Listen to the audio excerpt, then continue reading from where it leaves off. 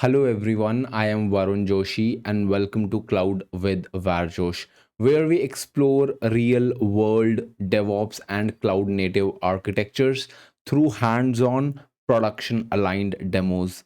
If you are preparing for the CK exam or Kubernetes related interviews, don't miss the full CKA 2025 playlist on this channel. It is packed with deep technical walkthroughs, practical scenarios, and everything you need to move from theory to confidence. In this session, we are working on a real world Kubernetes Ingress project, exposing a production grade application on a multi AZ Amazon EKS cluster using the AWS ALB Ingress controller. This lecture was originally part of the CKA course, but I wanted to make it available as a standalone project so the larger community, whether you are exam prepping, upskilling, or building out real infrastructure, can benefit from it directly. Here is what we will cover. First, we will unpack why Ingress matters and what it actually does in Kubernetes cluster. Then we will look at the role of Ingress controllers and how they fit into the Kubernetes networking stack. After that, we move into a real world walkthrough of how Ingress works with external traffic. In demo 1, we will implement path based routing using AWS ALB on EKS. In demo 2, we will configure TLS termination and custom domain integration using AWS Certificate Manager and Amazon's Route 53. And in demo 3, we will implement name based routing to support multiple subdomains on the same ingress. As with all my lectures on this channel, this one also comes with detailed GitHub notes. Think of them as a transcript of everything we are discussing, along with all the YAML files, so you can follow along and practice as you watch. If you find value in this session, consider liking the video, commenting below, even just a quick hi, and subscribing to the channel to support more of this deep dive real world content. So let's get started. Firstly, I want to take you to the GitHub repository of this lecture, which is day 49, and there are certain prerequisites that I want you to know before you start with this lecture. And this prerequisite is you should have knowledge of Kubernetes services.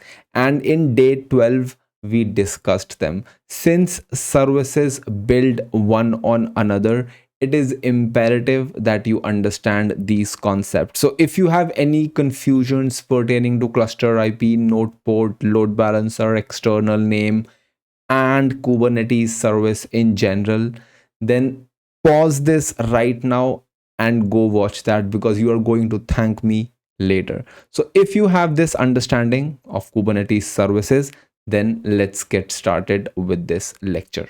Like we always do, first let's understand why do we need Ingress to begin with. The first point says node port service is not scalable, which is right, because node port exposes services on high ports and it is impractical in dynamic and auto scaling clusters. So to understand this point, let's move to the left of my screen. So what you see on screen is a Kubernetes cluster. This Kubernetes cluster has 3 worker nodes, as you can see here. Now these nodes, all these deployments that you see here, these are spreaded across the worker nodes that are part of your cluster. Here I have taken them out to explain you the concepts properly. Now let's understand what is happening in this diagram. We have 3 worker nodes, we have a front end deployment, and then we have a backend deployment here. And both of these are fronted by a service. Backend is fronted by a cluster IP service, and front end is fronted by a node port service, because we are doing local testing and development, which is why I have used a node port service to expose my front end. Now the keywords here are, I am using node port service because I am doing local testing and development. I cannot go to my end users and tell them to access my application using my node IP and node port. That is not feasible, because when I talk about production grade clusters, you will have cluster autoscaler underneath or carpenter underneath, which will be scaling your nodes based on the load on your application. Hence these nodes, they come and go, their IPs could be changing. Hence you do not want your end users to be accessing your application on node IPs and hence node ports. And I also want to explain you that when you are accessing a website, the port number, which is 443 for anything HTTPS, and 99.999% of the public facing websites are now HTTPS. So your browser automatically adds port 443. But when I talk about node port, they have a specific range. Now this range is configurable, but the default range for node port is 30,000 to 32767, and it is recommended you do not change this, and do not change this because this might cause port conflicts. Now you cannot go to your users and tell them to add these port ranges. That's not practical when you're talking about production grade implementation. So one thing we know for sure, we cannot use node port in production implementations, because we know the node IPs keep on changing, rather the nodes keep on changing, hence their IPs keep changing. And also it is impractical to tell them that my service, my application is accessible on, let's say, port 31,000. I hope this makes sense. So node port we cannot use. Let's see what is our second option.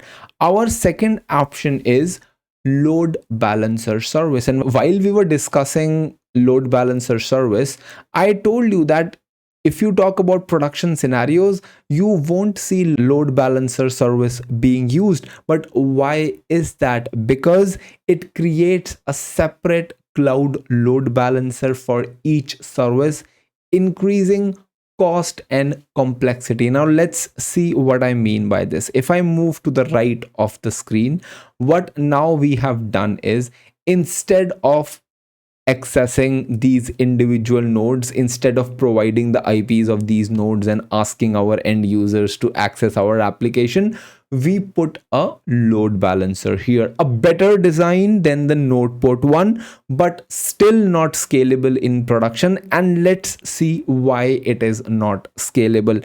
Firstly, I want you to understand, when you create a load balancer service in cloud, you get a layer 4 load balancer. What is layer 4 load balancer? A load balancer that only understands transport layer. And what is in transport layer? Transport layer deals with port numbers. Hence this load balancer have no understanding of HTTP or any other layer 7 protocol. It just understands plain layer 4, that is port numbers. Now that we have got that out of our way, now let's see what is happening in this diagram. So whenever you are creating a load balancer service in cloud, a layer 4 load balancer gets created for you. And here now what we have done is, we have a front end which is now exposed using a load balancer service. User will access this load balancer, and then request will be routed to any of the healthy nodes, and the user will be served. But there are drawbacks with this approach. I want you to know, when you create a Kubernetes cluster, be it on cloud or be it on premises, you will not be just running one application. You will be running multiple applications onto the same cluster. Now, I want you to engrave this thing in your mind. When you are dealing with just 20-30 microservices, you will not be creating a Kubernetes cluster for that. Believe me, I have been part of projects where we were helping clients to move out of Kubernetes because their application footprint was too small for Kubernetes. Because when I'm dealing with Kubernetes, I have to have competent engineers. Underlying infrastructure has a cost associated with it. If you are running just 10-20 microservices, then in my opinion, Kubernetes is an overkill. Now, keeping that in mind, your Kubernetes cluster will be running, let's say, 20-30 applications. And if those 20 applications, let's say, are client facing, then you will not be spinning 20 load balancers, because all of these load balancers, they come at an hourly price. So if you have 20 applications, you will be spinning 20 load balancers and paying for 20 of them.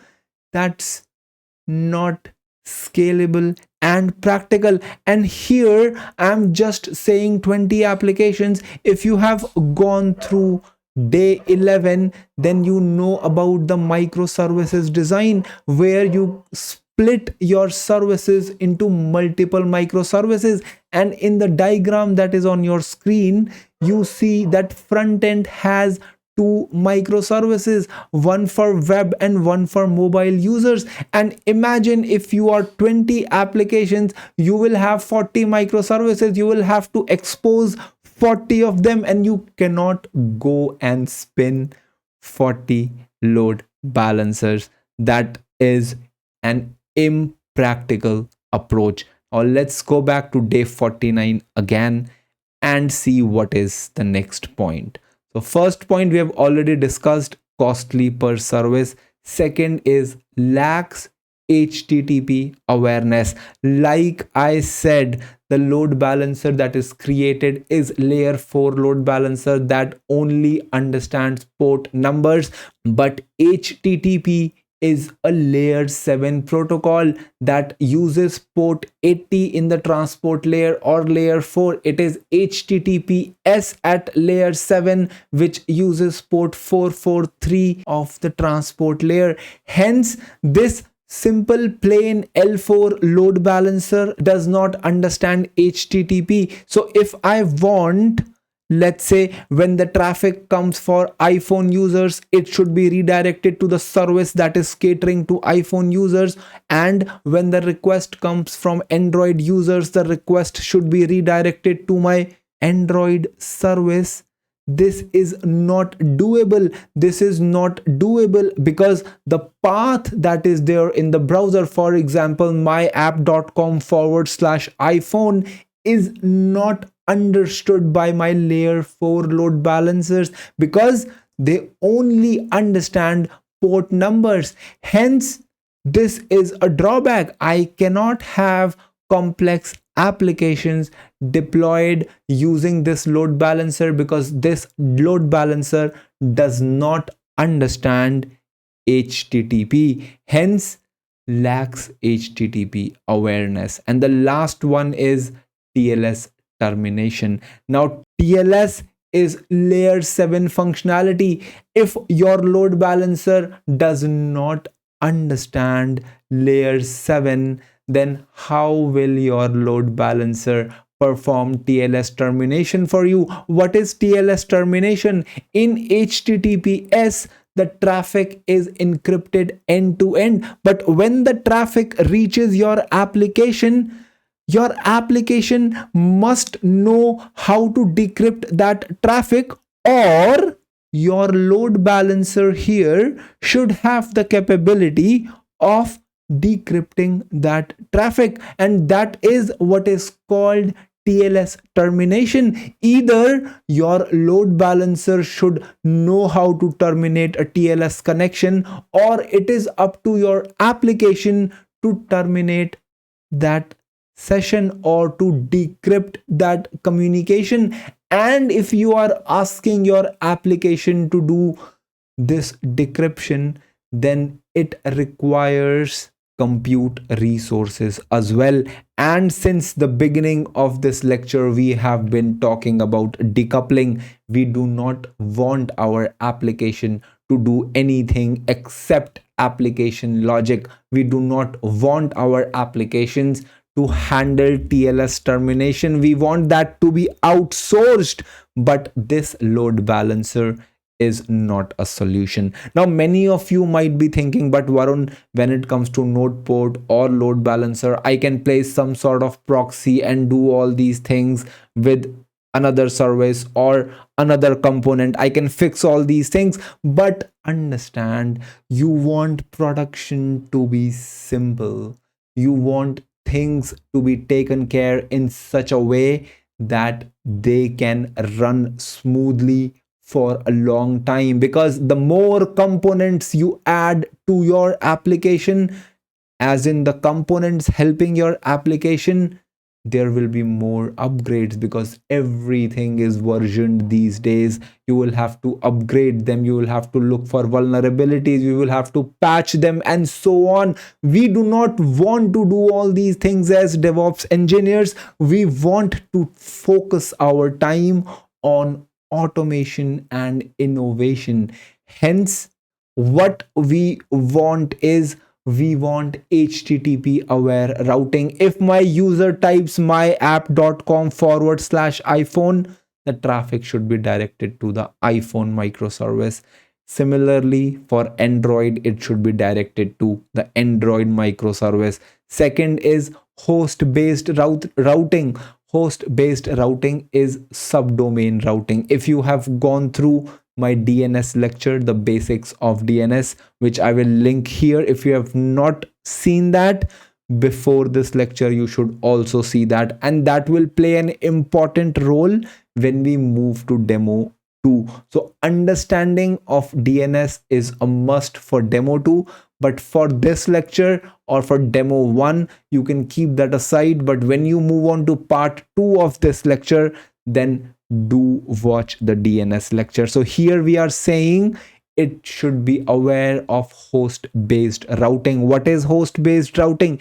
If someone types iphone.myapp.com, then traffic should be redirected to the iPhone microservices. Similarly, for Android, it should be redirected to the Android microservice. And if any of these things are not making sense to you right now, do not worry. In the demo section, we are going to zoom in into all of these concepts, and the demo that we are doing today will be on this one, so you will get an understanding of this. Secondly, we want our load balancer to perform TLS termination. A single load balancer serving multiple apps and microservices. Like I said, there should be a single load balancer that can serve multiple microservices. Now, my word is not written on stone. There could be scenarios because your application requires some sort of isolation because of compliance standards that your application must adhere to. You may see scenarios where a single application is using a single load balancer because your application is that critical and requires that level of isolation. Those are corner use cases. Of course, you will deal with them, but in general, the applications that are not business impacting but are still important could be using a single load balancer. Lastly, declarative routing rules. And these are the routing rules. We want a way via which we can write down what we want into the format that we understand, which is YAML. We want a declarative configuration. With declarative configuration, we know we can version control that, and hence we can track the progress of our application as the business and the application is growing over time. So I hope you have a solid understanding of the problems that we were facing and what exactly we wanted. Now, based on all of these, Kubernetes Ingress was born. So let's see what is Ingress now. Ingress is a Kubernetes API object.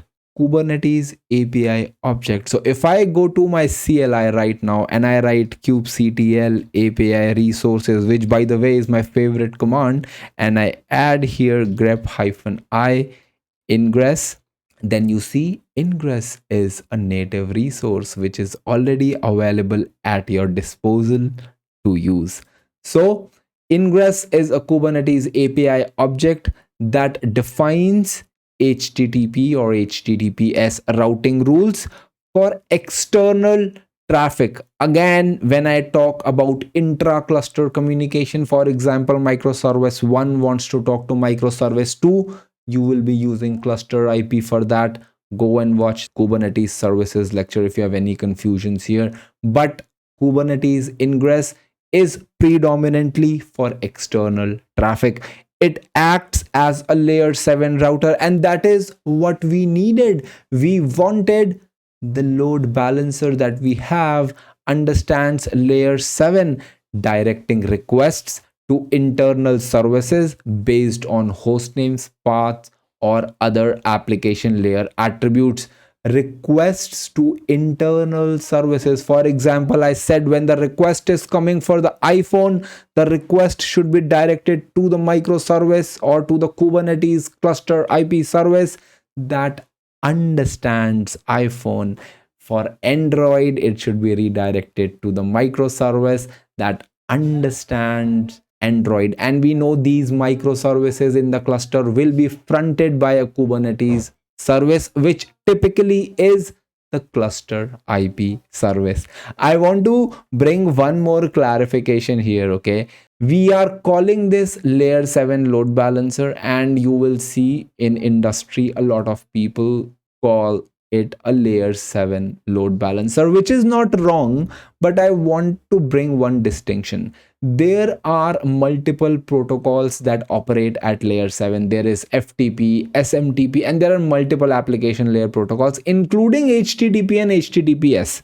But the load balancers that we are talking about, they only understand HTTP and HTTPS. They do not understand other protocols that are working at layer 7. So calling it a layer 7 load balancer, in my opinion, is not appropriate, because hello, it only understands HTTP and HTTPS. Hence, a better way is to call these HTTP/S HTTPS load balancer. So now we understand what Ingress is. Now let's understand what is Ingress controller. The first line is of utmost importance, must be installed separately, not built in. Again, the Ingress resource or the Ingress object, like we saw, is built into Kubernetes. But when I searched for Ingress, I didn't see any controller. What the first point is saying, Ingress controller must be installed separately. And if you have gone through my Kubernetes operators lecture or custom resource definitions lecture, you understand when you have a controller monitors a specific object.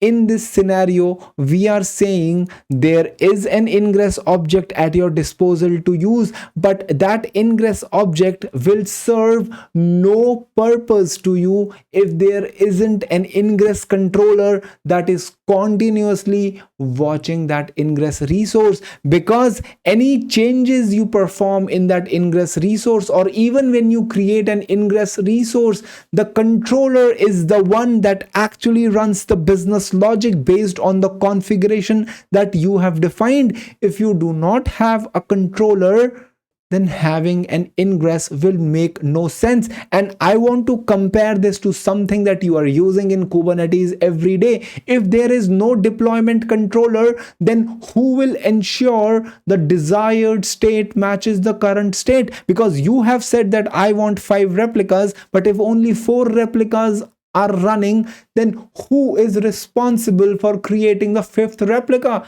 It is the deployment controller. So if that controller is not there, then who will monitor that resource 24/7 into 365? Hence, we are saying Kubernetes provides you with ingress, but not an ingress controller. So when I talk about deployments, Kubernetes provides you with both the resource and a controller. But here they are only providing you with a resource.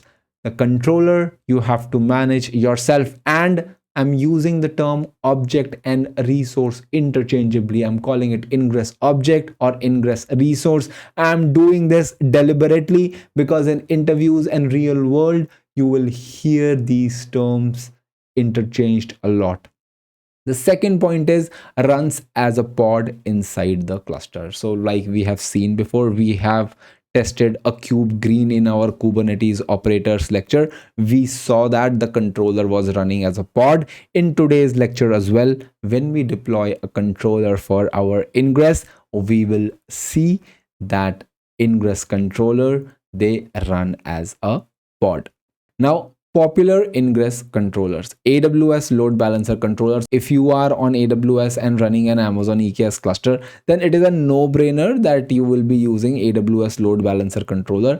There are other options which you can use like Nginx ingress controller, HA proxy ingress, traffic contour, Istio ingress gateway. But depending on in which platform you are, these controllers will change. If you are on Azure, you want to use the Azure's native load balancer for seamless integration with different services. Because if I am on AWS and I'm using AWS load balancer controller, then I can leverage AWS's certificate manager for TLS termination. So when you are using something native, the integrations are good, but if your use case warrants a third party, then you can go ahead and use it, because all of these EKS, GKE, AKS, all of these are distributions of Kubernetes in the end. All of them at its core are upstream Kubernetes. Hence, whatever can be integrated with Kubernetes can be integrated with them, even if you are on a public cloud provider. But the final statement is, when you are using native cloud products, then the integration is a little better. Now, let's walk through a real world example. What you will often see. Now, this is not limited to AWS, Azure, or Google, or any other platform. This is generic. This is what you will see happening. What I have on the right is a Kubernetes cluster. There is an iPhone service and an Android service. Both of these services are fronting their respective deployment. So these two pods will be part of iPhone deployment. These two pods will be part of Android deployment. There is an ingress resource here, and then there is an ingress controller. We understand both of these definitions now. We know that ingress controller is continuously watching for ingress resource. And what exactly is defined in this ingress resource? In this ingress resource, we have defined the configuration of this load balancer. So I told you, remember what I said, ingress is a native Kubernetes resource, but they need an ingress controller to spin up a load balancer. So now understand this. You create an ingress resource, and as soon as your ingress controller sees that ingress resource, it will create a load balancer, and this load balancer will be configured based on the configuration that you as a DevOps engineer has defined in this Ingress resource. And it is an important thing to note. There is point 1, there is point 2. Point 1 says Ingress controller watches for Ingress resource. Second, creates an HTTP or HTTPS load balancer on cloud, or if you are on premises, you will have a different solution for that. Now again, when I say different solution, I mean you would be using any of these controllers. It is not just it is looking for this ingress resource. When this ingress resource is created, it looks at it continuously, and if you make any changes to this ingress resource, this ingress controller will ensure that the load balancer is also configured the same way. So it is the ingress resource where you will be configuring the listener rules, the path based routing, the named based routing, and all of these things that you define here in YAML. The resultant load balancer will be created with all those configurations, and that is the role of ingress controller, to create this load balancer. Now if you have worked with Terraform, what do you do in Terraform? You define what infrastructure you need in the cloud, and when you run that Terraform script, the infrastructure gets created. Similarly, in the ingress resource, you define the characteristics of the load balancer you want to spin, and ingress controller based on that configuration will spin up a load balancer for you. That's all there is. This is the foundations. If you have understood this, then you can deploy ingress controllers and ingress resource in any of the cloud providers, and we'll be zooming in into all these concepts throughout this series. Now what is happening here? There is a user Shwetangi accesses myapp.com/iPhone. Request comes to the load balancer. Load balancer already know where to send this request. And how does load balancer know? Because you as DevOps engineer configured that in the ingress resource. It comes to the load balancer. Load balancer sends it to the appropriate service, and appropriate service load distributes it amongst the pods. That's all there is to the entire flow. Now there are more components to it, of course, and we will be looking them as we progress with this lecture. One more point I want to make here: this ingress resource, don't think this of as a hop. This is not a hop, this is just a configuration. I have shown this here so that you understand the complete picture. Do not think that traffic will come from Shwetangi to load balancer, then it will go to the ingress resource and then to the respective service. No, it does not work like that. This is just a configuration. From load balancer, the traffic will just go to the service. Demo 1: path based routing on multi-AZ Amazon EKS cluster with AWS ALB.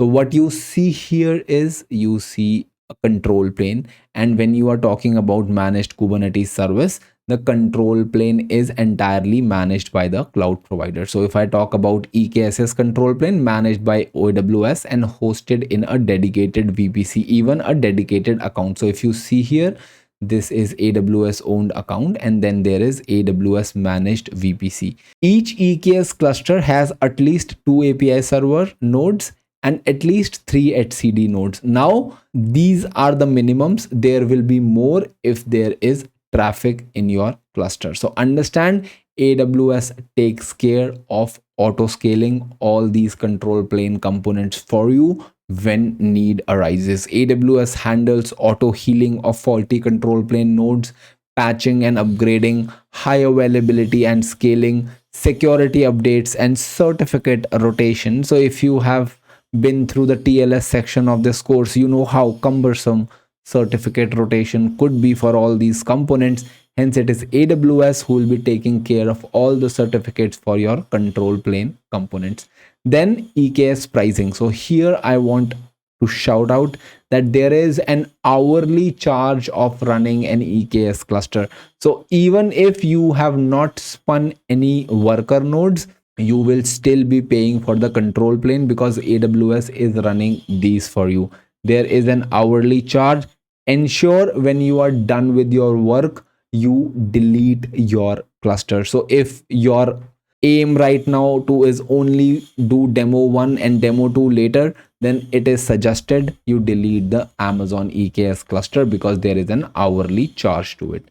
Then there is EKS data plane. Now, as the name implies, data plane is the one where you deploy your workloads and where you will be running your worker nodes. Now, this runs in customer managed account and it is run in customer managed VPC. What you see here is exactly what we will be configuring. I will be using 4 worker nodes. You can set this count to 2 and I will show you how to do it. I am running 4 because I want to show you some advanced use cases. You in your environment can only run 2 worker nodes. I have split this into 2 availability zones because I want you to understand how actual production applications are deployed on Amazon EKS. You will be leveraging at minimum 2 availability zones for critical applications. And when you create nodes, they are segregated into node groups, and each node group has an auto scaling group associated with it, which is why I have shown an auto scaling group. And in the auto scaling group is where you define the minimum number of nodes and the maximum. In my configuration, I have defined the minimum to be 4. Then here are few pointers about the EKS data plane. Consists of EC2 instances that run your workloads. We will see that nodes are grouped into node group. For example, all these 4 nodes will be part of a node group, and you have the flexibility of defining multiple node groups. Now, why would you need multiple node groups?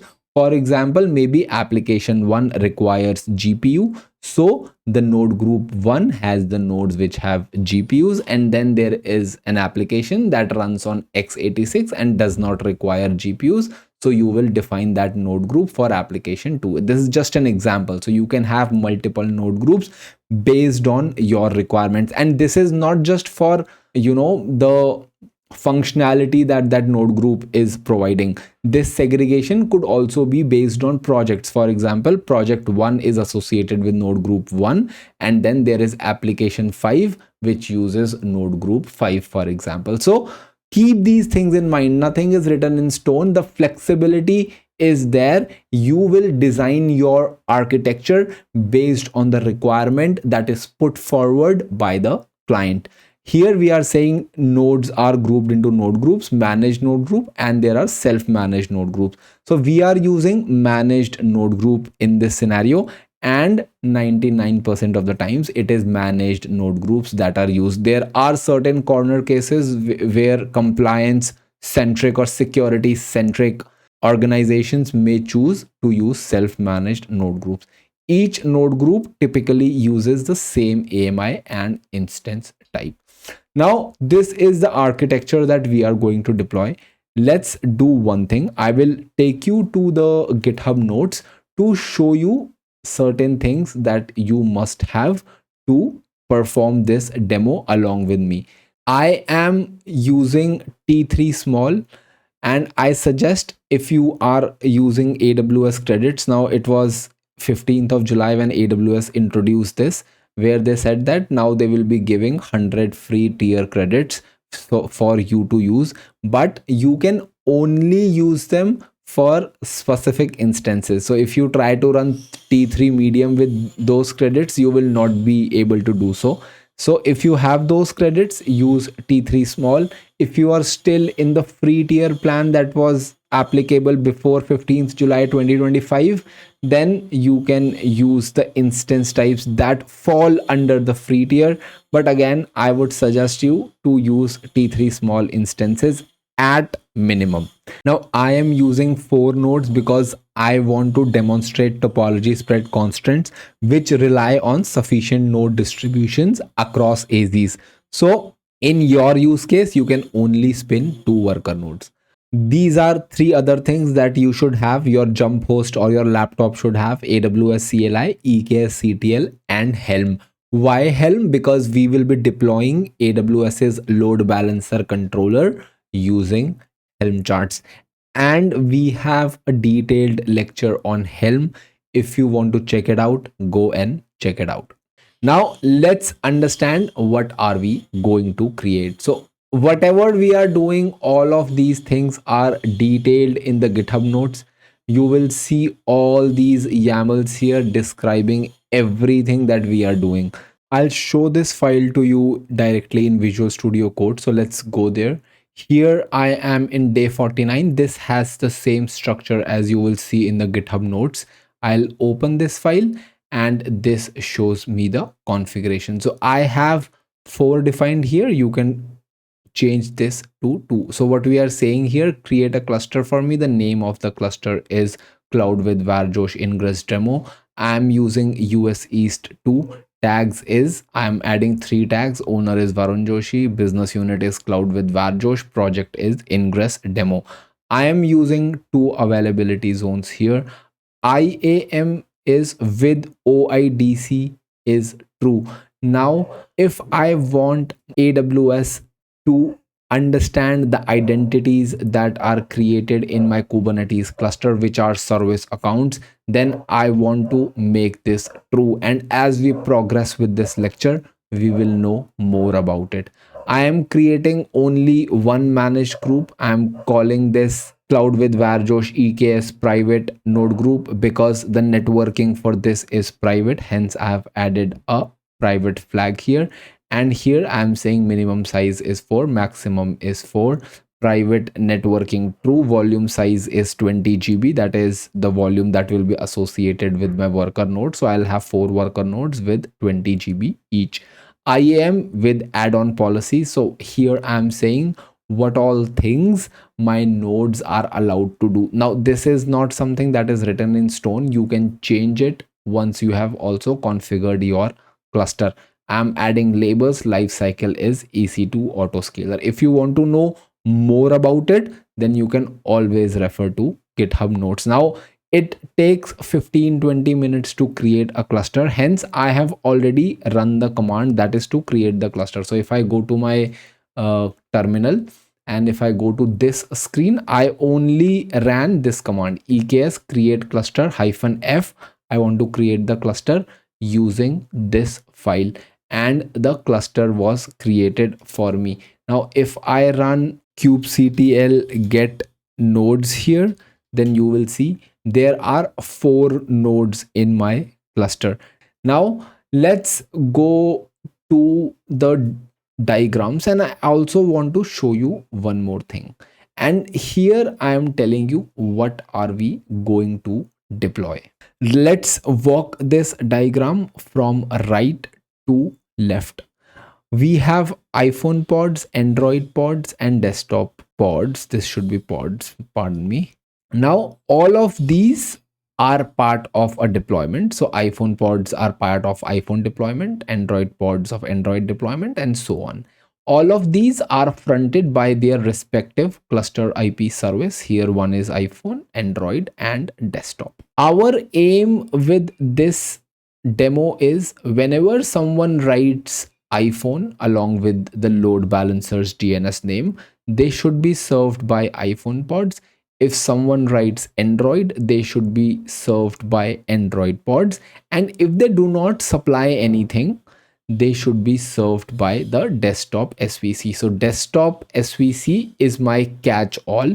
If user has not specified iPhone or Android, then my desktop pods will cater the request. The containers that are part of these pods are listening on port 5678, and if iPhone pods are serving the request, then the user will see an iPhone related message. If someone is served by Android pods, they will be seeing an Android specific message. Similarly, desktop pods will be showing a desktop specific message. Here these are the same like we saw before. There is an ingress controller. We'll be creating an ingress resource. So firstly we will deploy an ingress controller. Very first thing will be that. Then we'll be deploying all these things step by step. Then we'll be creating an ingress resource, And as soon as we create the ingress resource, we will see that the ingress controller will get in action and deploy this load balancer for us. So the entire architecture we'll be creating from the very scratch. I want you to concentrate on this thing: nodes and pods spread across two AZs. So everything that you see here is distributed across two availability zones, especially this thing and the load balancer, because these are logical, these are across the entire cluster. But when I talk about ingress controller and these things, because these are part of deployment, they will be deployed in two availability zones. Now it is our responsibility that if, let's say, iPhone deployment has 10 pods, it is DevOps engineer who must be ensuring that there are 5 pods in AZ1 and 5 pods in AZ2, because I want you to know very clearly that my scheduler does not have any idea about the topology. It will schedule pods onto nodes based on resource availability, taints and tolerations, node affinity, anti-affinity, and so on. But it is not aware of underlying topology. Hence, we must find means via which we ensure that if a deployment is running, let's say 2 pods, then 1 pod is in each availability zone to ensure high availability. So with this understanding, let's start our work. I will go to my GitHub notes. I will scroll down. So cluster part we have already done, and this is the command you can use to create cluster. And then I will run this command to show you that there are 4 nodes that are spread across 2 availability zones. So here is node 1, you see 2B, node 2 is 2B, node 3 2A, and node 4 2A. So they are spread across 2 availability zones. This part is clear. And let's go back to GitHub notes and let's see what we want to do next. We want to install AWS load balancer controller. So first thing we want to do is we want to create an IAM policy. Now stay with me for some time and I'll exactly tell you what we are doing. Create IAM policy. I will first download the policy using this command, and this has downloaded the policy in day 49. So if I go to Visual Studio Code, there is an IAM policy JSON that is downloaded for me. Okay. Now I'll go back to GitHub notes again. I will create the policy in your AWS account. So using this policy JSON, I will create a policy. That policy will be named AWS load balancer controller IAM policy. So I'll create this policy. I'll go to the terminal. I'll paste that command and this will create this policy for me. It says policy created. Now the next step is create an IAM backed Kubernetes service account. Now here is where the interesting part starts. So I will copy this firstly and let me explain you what is happening. Now see, I told you in this diagram that it is the Ingress controller that will be deploying this load balancer for you. But I want you to clearly understand that this Ingress controller can only deploy the resources if this Ingress controller has the permissions to do so. So what we are doing here is the policy that we just created is a policy that has sufficient permissions. Anyone who is using this permissions policy can create this load balancer. So that is exactly what we are doing here. And in the next step, what we are trying to do is we are trying to create IAM service account. Now understand that this is an EKS CTL command. This will be doing 2 things for us. First, it will be creating an IAM role for me. Second, it will be creating a Kubernetes service account. And why is this important? Now, what will happen is we will ask our Ingress controller pod to use this service account, and when my controller is accessing AWS APIs to create this application load balancer, it will have permissions to do so. And why does it have permissions to do so? Because the controller pod will have a service account mounted, and that service account will have an annotated role, and that role will have these permissions. So whenever controller wants to access AWS APIs, that controller pod will look at its service account, and service account will have the role that can be used to create that load balancer. And we know once that service account can assume that role, IAM role, it can have the same permissions that are available in that IAM role. And what are the permissions that are available in that IAM role? The permissions are these permissions: AWS load controller IAM policy, because that policy will be associated with this role. So what this command will do is it will create an IAM role with the required policy attached, that is this policy. It will annotate a Kubernetes service account with this role, because the controller pod has this service account mapped. But how would the controller pod know which IAM role to use when I'm interacting with AWS APIs? It knows about that role because that role is annotated in the service account that this command creates. The third point is binds the service account to the controller pod that we will deploy in the next step. So if I copy this and I paste this here in the terminal and I press enter, and I want to show this thing to you, I'll go to this AWS console. Here is my AWS console, and you can see I am logged in as a user named Varun.Joshi. This user has administrative privileges. I am not using the root user, and you shouldn't too. Here I am using an account alias. My account is called cloud with varjosh-prod. Here I will go to CFN, that is cloud formation. I will open this in a new tab. I will go here, and as a result of what we just did, you see at 1834 a stack was created for me, and this stack has created an IAM role for me. And I want you to know that whatever you are doing using EKS CTL, so even the cluster creation and then the node group creation, underneath a cloud formation template gets created, and you can see the respective stack in this tab itself.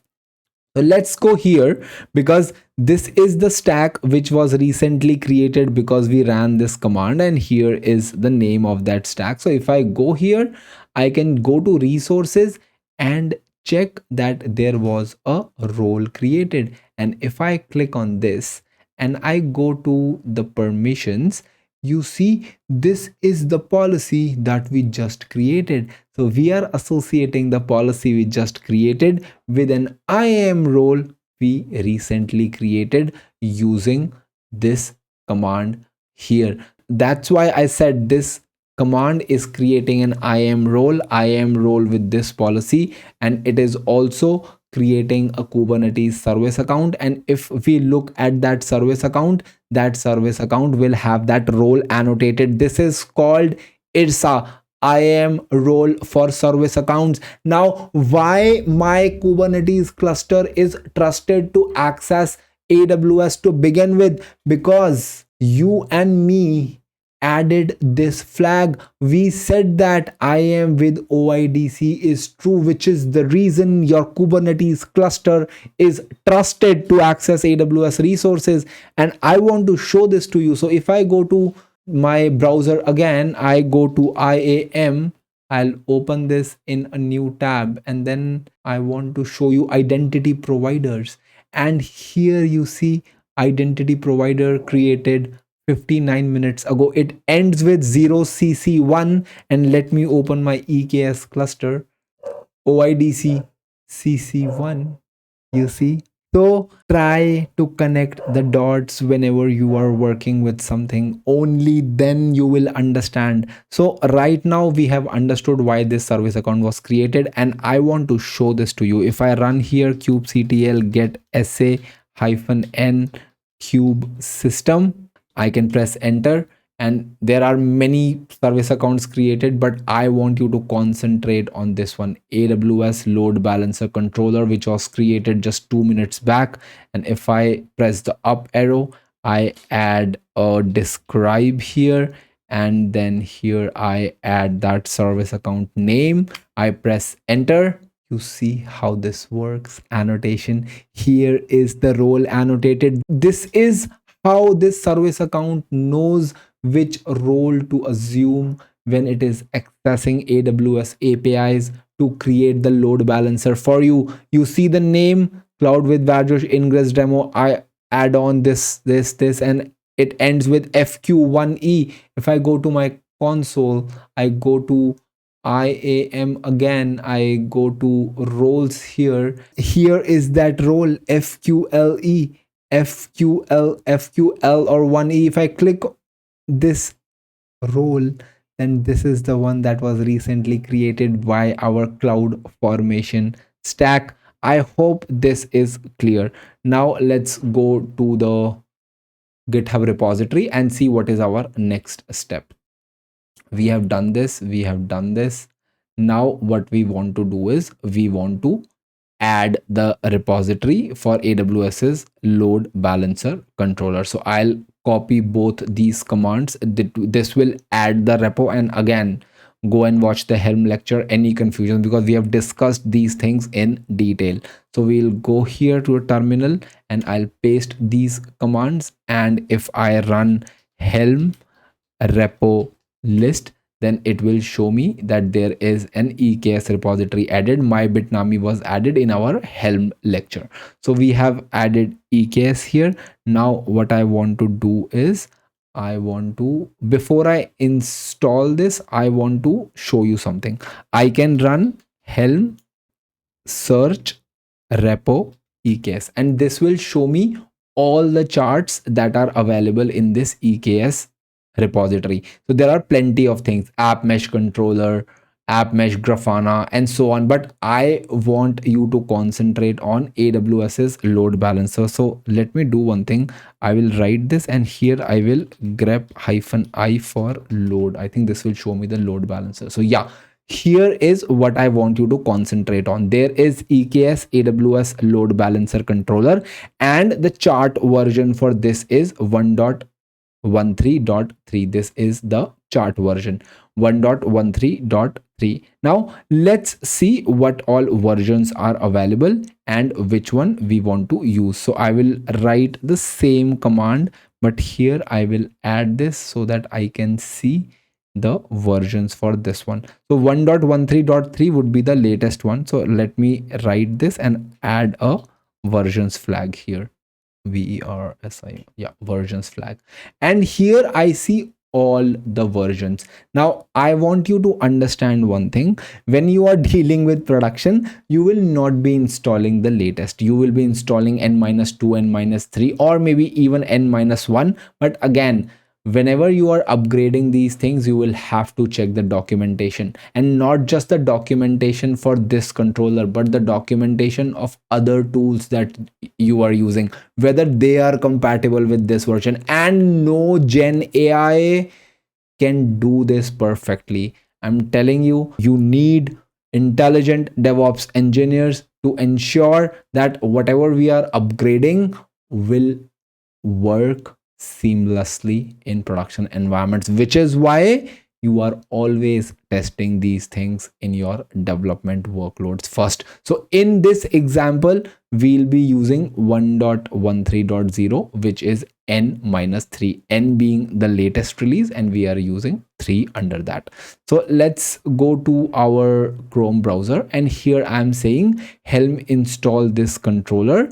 In the kube system namespace, cluster name is cloud with varjosh -ingress -demo, and then set service account create is false because we have already created the service account. again set service account name. This is the name of the service account that we just created. Version we want to use is 1.13.0. For stability, we are choosing this release. So I'll copy this and then I'll come here, I'll paste this here and I'll press enter. Now I want you to know that we are installing this in the kube system namespace for Helm. So understand, and we discussed this in our Helm lecture, that if I just run Helm list, I won't see this release. I'll show this to you once this is done. If I run Helm list here, I won't see anything because it is installed in the kube system namespace of Helm. So if I press the up arrow, I write -a is for all namespaces, then I will see that there is a load balancer controller which is created here. So understand these nuances. Okay, so now let's run kubectl get deploy -n kube system. Like I told you, the controllers are often deployed as a deployment, and if I see the deployments of the kube system namespace, you see AWS load balancer controller. It has 2 pods and both of these 2 pods are in ready state. So our controller is successfully deployed. Now we understand the role of this controller. Whenever this controller will see an Ingress resource, it will create a load balancer for us. And how do we know it will work seamlessly? We know that because this AWS load balancer controller has a service account mapped, and that service account has an annotated role which must be assumed to create the resources in AWS. And if I run kubectl describe deploy -n kube system and I write the name of this deployment and I press enter, then you can see the service account that is mapped onto the pods that will be part of this deployment. So if I scroll down here, it is service account AWS load balancer. It is so soothing when you know how everything is working under the hood, and only when you know these things you will able to troubleshoot the real production scenarios. So stay with me. Whatever I'm doing, copy that into your environment, see how everything is working. If you have any doubts, reach out to me, reach out to your colleagues, but don't leave the doubts hanging. Now let's do one thing. I will now clear my screen. I think I've shown you whatever I wanted to show here. Now let's do one thing. I'll go to the diagram and let's create this infrastructure now. So I'll go to my Visual Studio Code again. I will expand demo 1. The first one is 01 namespace.yaml. Here we are just creating a namespace. And why we are creating a namespace? Because I want this to be engraved in your brain. Even when you are practicing, always try to segregate things into namespaces. So let's go back to the terminal.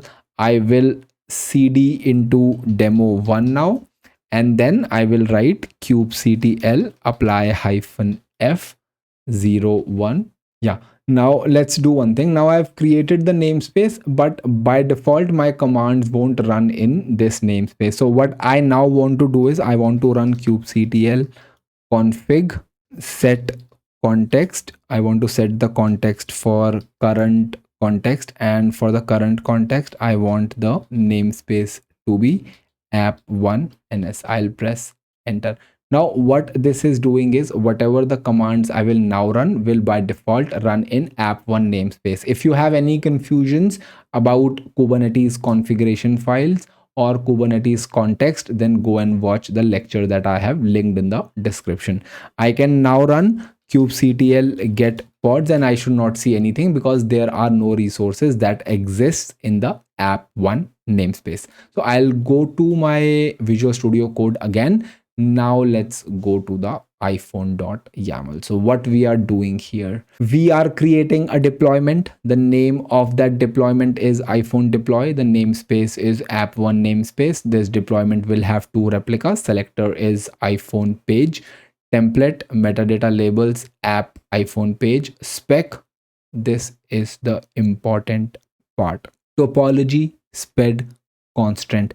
Here is the point where I'm telling the scheduler that you want to segregate the pods part of this deployment based on the topology key called topology.kubernetes.io/zone. Now, topology key can be thought of as fault domain. If I would have provided node here, then it would ensure that all the pods part of this deployment are in different nodes. Now, since I have supplied zones here, this will try to distribute the pods on different zones. We only have two zones. Hence, if there are two pods created as part of this deployment, they will be scattered across both the availability zones, which is one in each AZ. And if I run this command kubectl get nodes show labels, then what you see here is this is the topology key that we are mentioning, that topology.kubernetes.io zone. We are mentioning this here, which says that the pods that you create should be distributed across two availability zones. If we had three, it would have distributed across three. If we would have had four AZs, then it would distribute across four AZs. Now, when unsatisfiable, I'm saying schedule anyway, but another option that you have is do not schedule. So do not schedule is a hard rule. Schedule anyway is a soft rule, which is a little lenient here. Now, maximum skew defines the degree to which pods may be unevenly distributed, and I will let you read more about this, but for now understand that this number cannot be 0, so I have kept this as 1. Now, what are the pods that will be part of this? I'm saying any pods that have app is equal to iPhone page label, and we know that the pods that will be created by this deployment will have app is equal to iPhone page label. Hence, we are showing this here. Now we are saying containers. Name of the container is Python HTTP. Image that we are using is Python Alpine. Command that we are using is this. This is the argument. Now again, I am simulating this. So whenever these pods are hit, these pods will serve iPhone users welcome to cloud with Varjosh. That's it. Now again, what I am also saying here is I want you to make a directory -p iPhone and echo HTML entire this whatever I am writing here, this part, into iPhone index.html, because I want this to be part of a directory called iPhone, and in that iPhone directory I am placing index.html, and after that I am running an HTTP server on port 5678.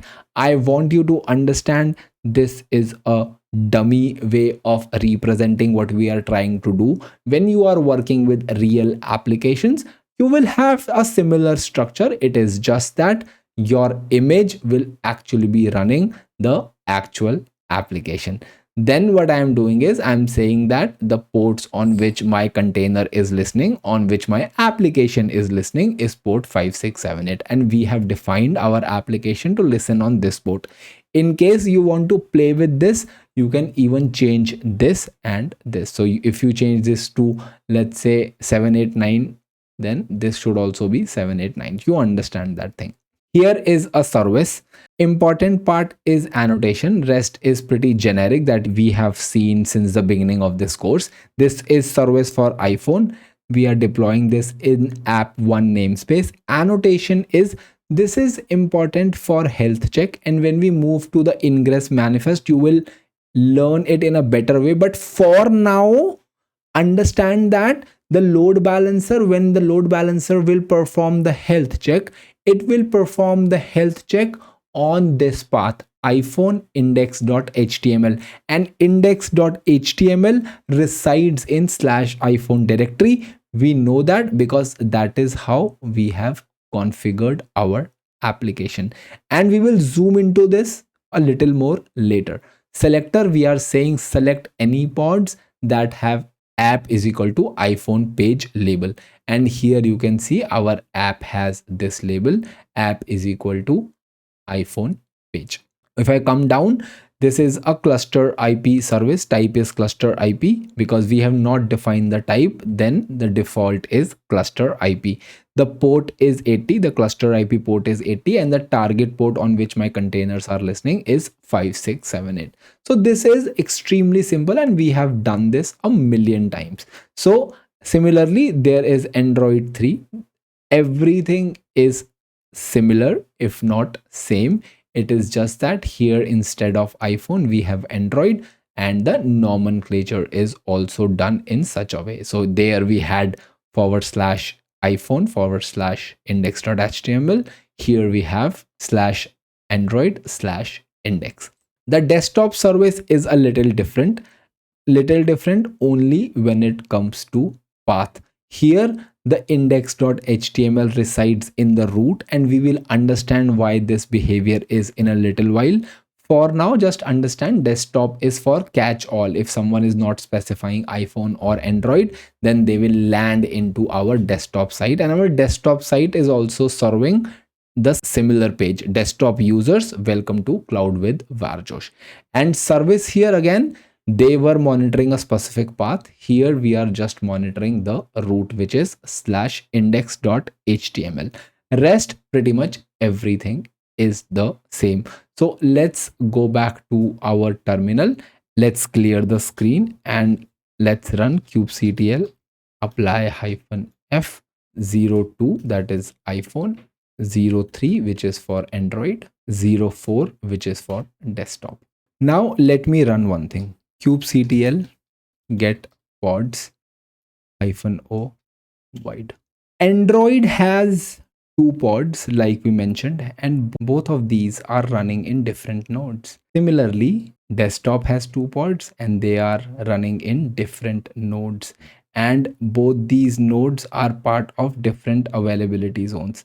iPhone, it has 2 pods running in 2 different nodes. Now let's do one thing. I want to show you the label of the node. So let's go to the console of the screen, because we want the split to be based on availability zones. I want to go to EC2's screen. I will open this in new tab. I will go here and then let's go to instances, and I want to sort these instances based on availability zones. So they are already sorted based on AZs. So if I scroll here, I don't see the, oh, I see the IP address here, 87.177.90.241.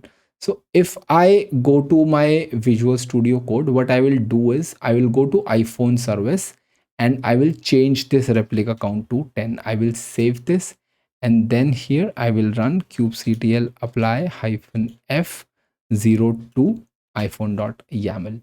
Now I have created 10 replicas.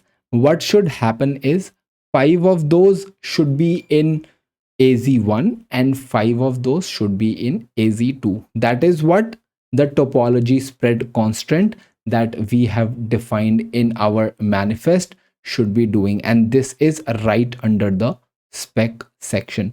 And if you go to the references of this lecture, you can read more about topology spread constraint. Now let's go back to the terminal and let's run that command again, kubectl get pods -o wide, and I'll press enter. And you see here are my iPhone pods, and let's see where they are distributed. So I can see that they are spread across multiple nodes, and if I have to segregate the nodes based on AZs, then 77,241 are part of one AZ and 2199 are part of second AZ. So 177,241, they should be 5 instances, 141 and 177. So 177, 241, 241, 177 and 241. So 5 pods are in these 2 nodes which are part of AZ2A, and another 5 pods are part of nodes that are part of to be. So understand this: when you are using two availability zones, you want your pods to be spreaded across those two availability zones. For that, this configuration topology spread constraint can be used. Now that we have understood this, let's change this replica again to 2. I'll save this and then I will apply this file. So this will ease our work as we progress with this course. Now if I run kubectl get pods, I see there should be 6 pods, 2 part of each deployment, so they are terminating right now. If I run kubectl get svc, I should see 3 services: Android, desktop and iPhone. Now I want you to know one more thing.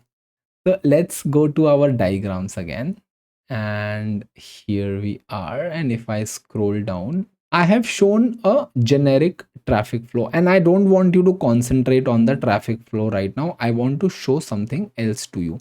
So here I have shown that Shwetangi is accessing /iPhone because Shwetangi uses an iPhone. If someone uses an Android, they should be adding /Android. But is this the way how applications are deployed? I never type /iPhone if I'm using an iPhone, or I don't type /Android if I want to access an application from my Android phone. It doesn't work like that. But why are we mentioning this here? I am mentioning this here so that you can understand the concept properly.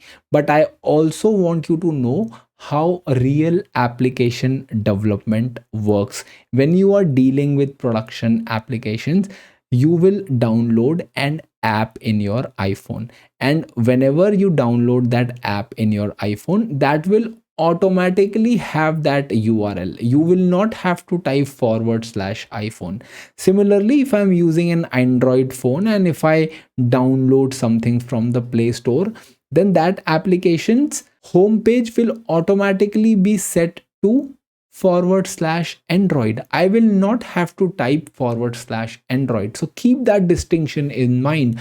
I am specifying this here so that you and I can visualize this in a proper way, but actual applications are not deployed or designed like that. But Varun, why do I have desktop here?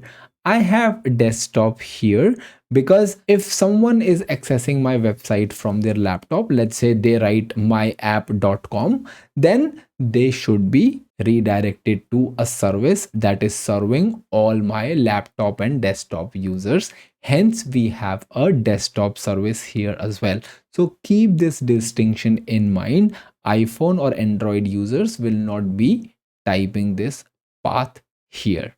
Now that we have that understanding, let's conquer our Ingress manifest. Now, when you look at this Ingress, keep this in mind that whatever you are defining here is directly or indirectly the configuration that you need for your load balancer. So if you have used application load balancers in AWS, you create target groups, you create a load balancer, you create health checks.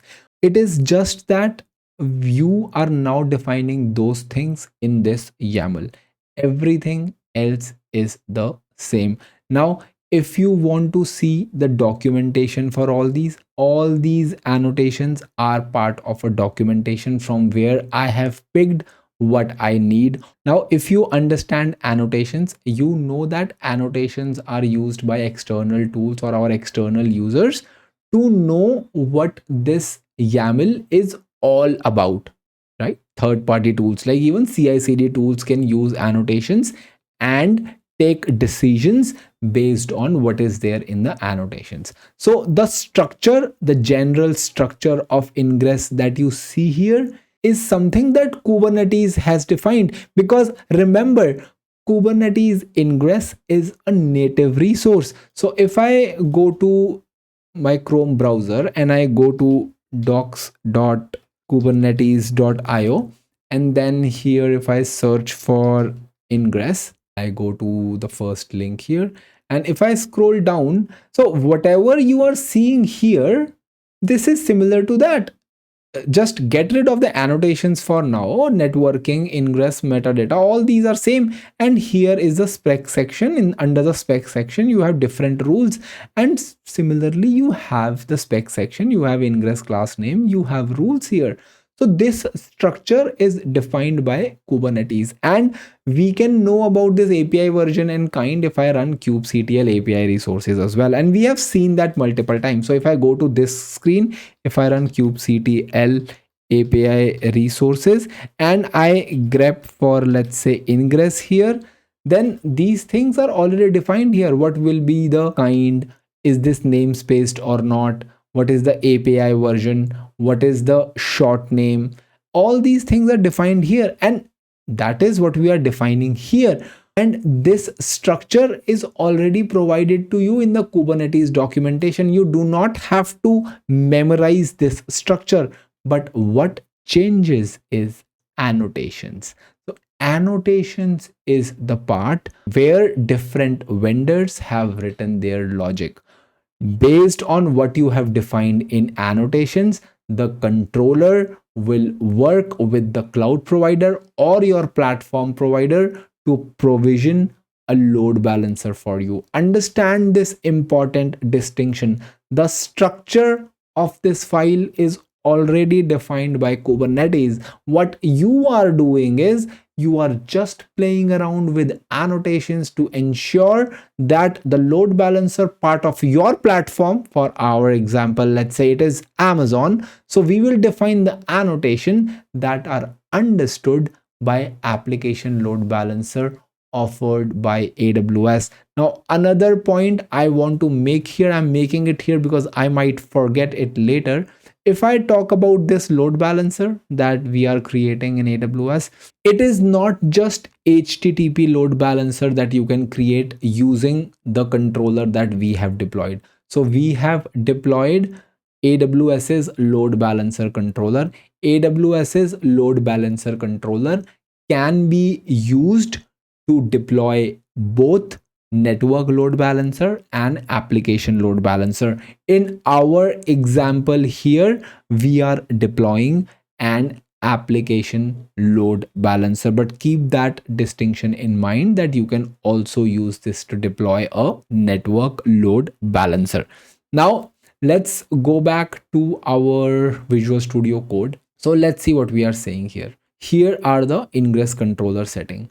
ALB.ingress scheme is internet facing. I want my load balancer to be internet facing. The name of the load balancer should be cloud with varjosh-ingress-demo1. Target type is IP, and we will see what IP is in a little while. The another option you have is of instance, and this is extremely important and this needs special emphasis, and we'll see this as we progress with this lecture. Now listener port, right now we are saying only listen on port 80. When we'll move to demo 2, we will also add 443, because who does HTTP in 2025? No one.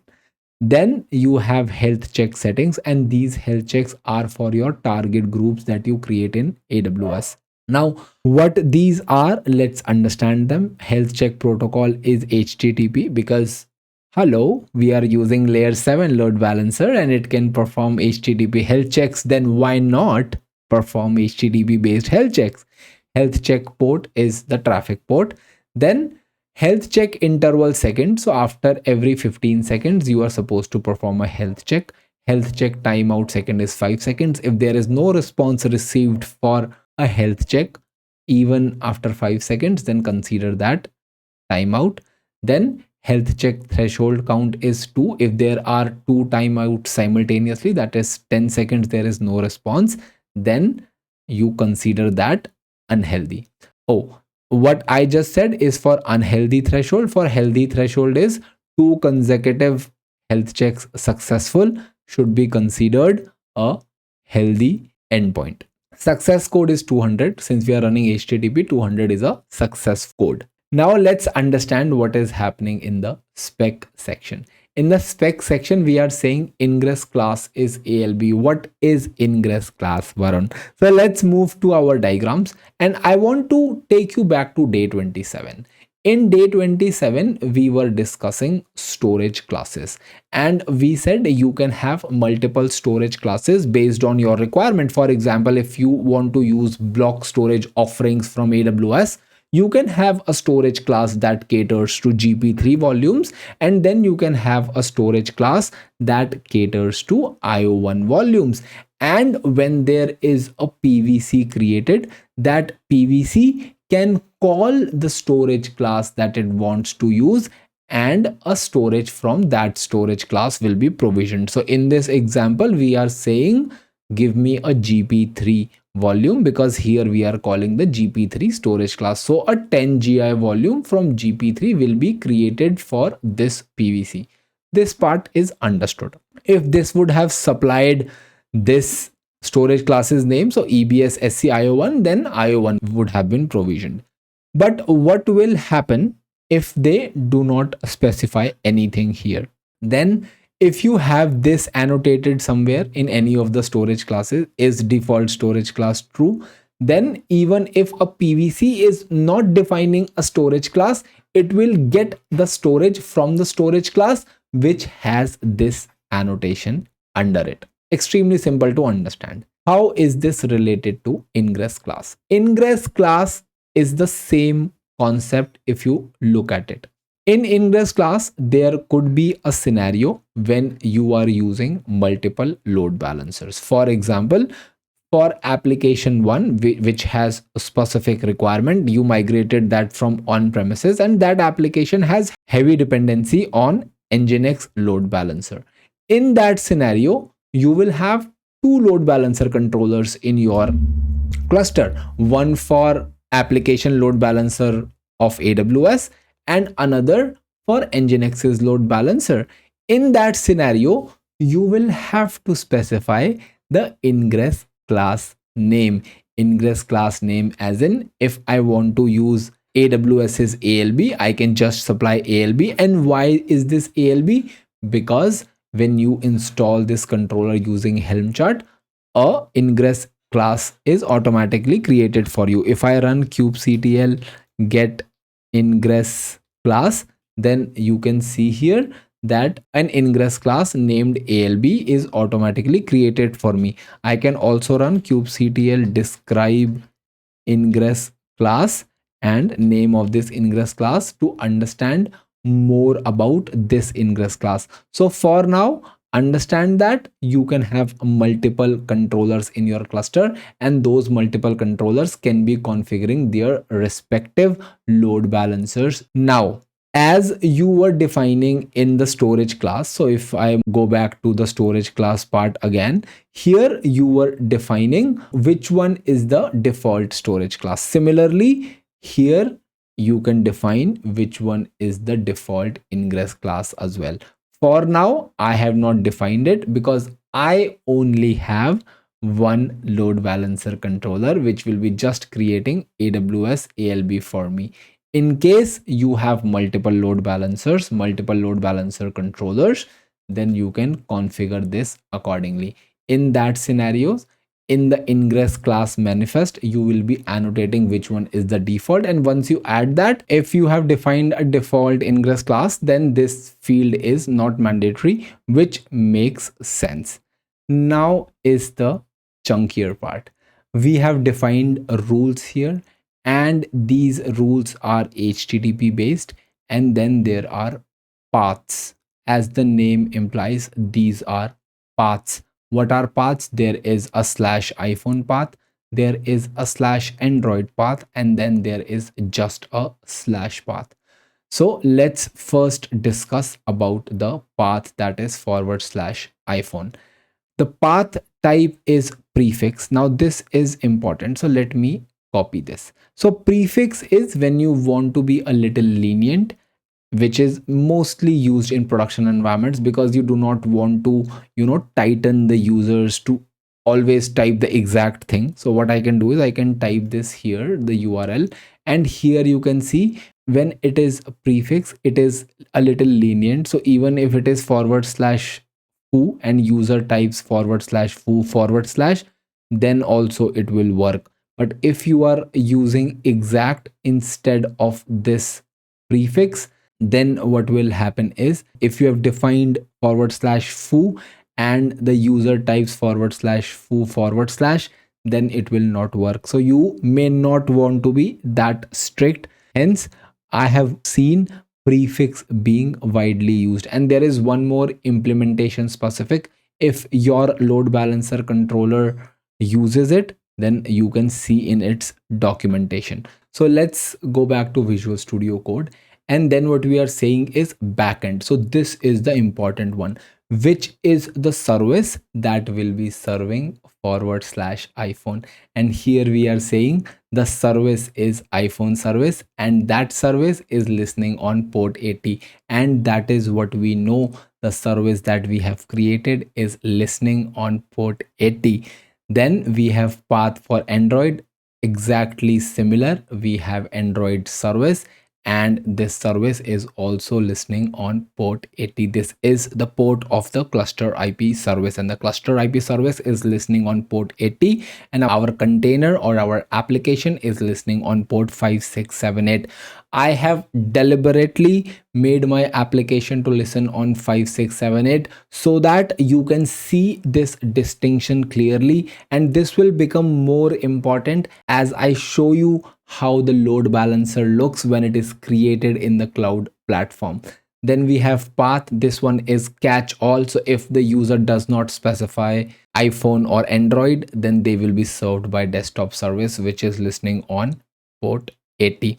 Again, I'll go to the terminal. I will run kubectl apply -f, and then what do I want to apply? 05 ingress.yaml. I'll press enter and it will work. Now I want to bring an interesting point here. Throughout the demos that I perform, I run the YAML and it gets implemented and there are no errors because I have rehearsed, I have tamed, tuned, tweaked these YAMLs multiple times before recording this session. So it works for the very first time. But in reality, it does not work like that.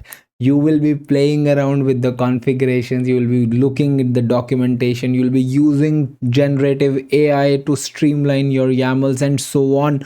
So keep that in mind. Not everything works at first, and if it works at first, an awesome job, or maybe it is beginner's luck.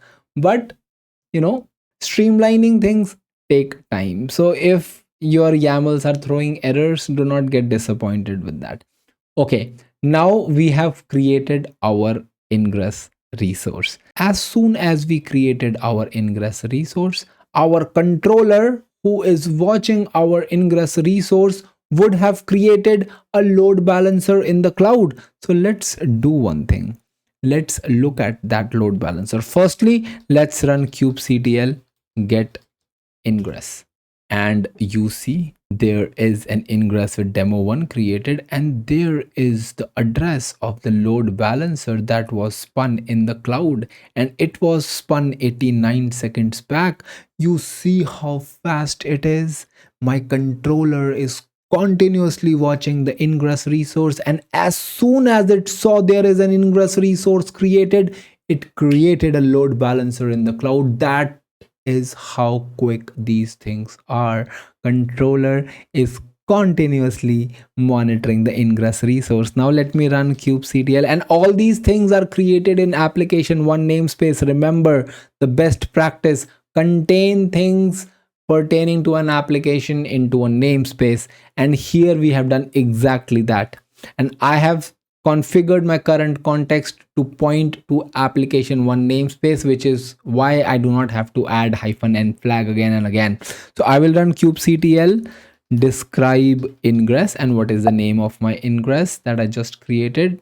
It is called ingress-demo1. I'll press enter, and you see whatever we have defined in our YAML can be seen here in a tidy format. If someone accesses /iPhone, direct to iPhone SVC, and these are the two pods that are for iPhone SVC.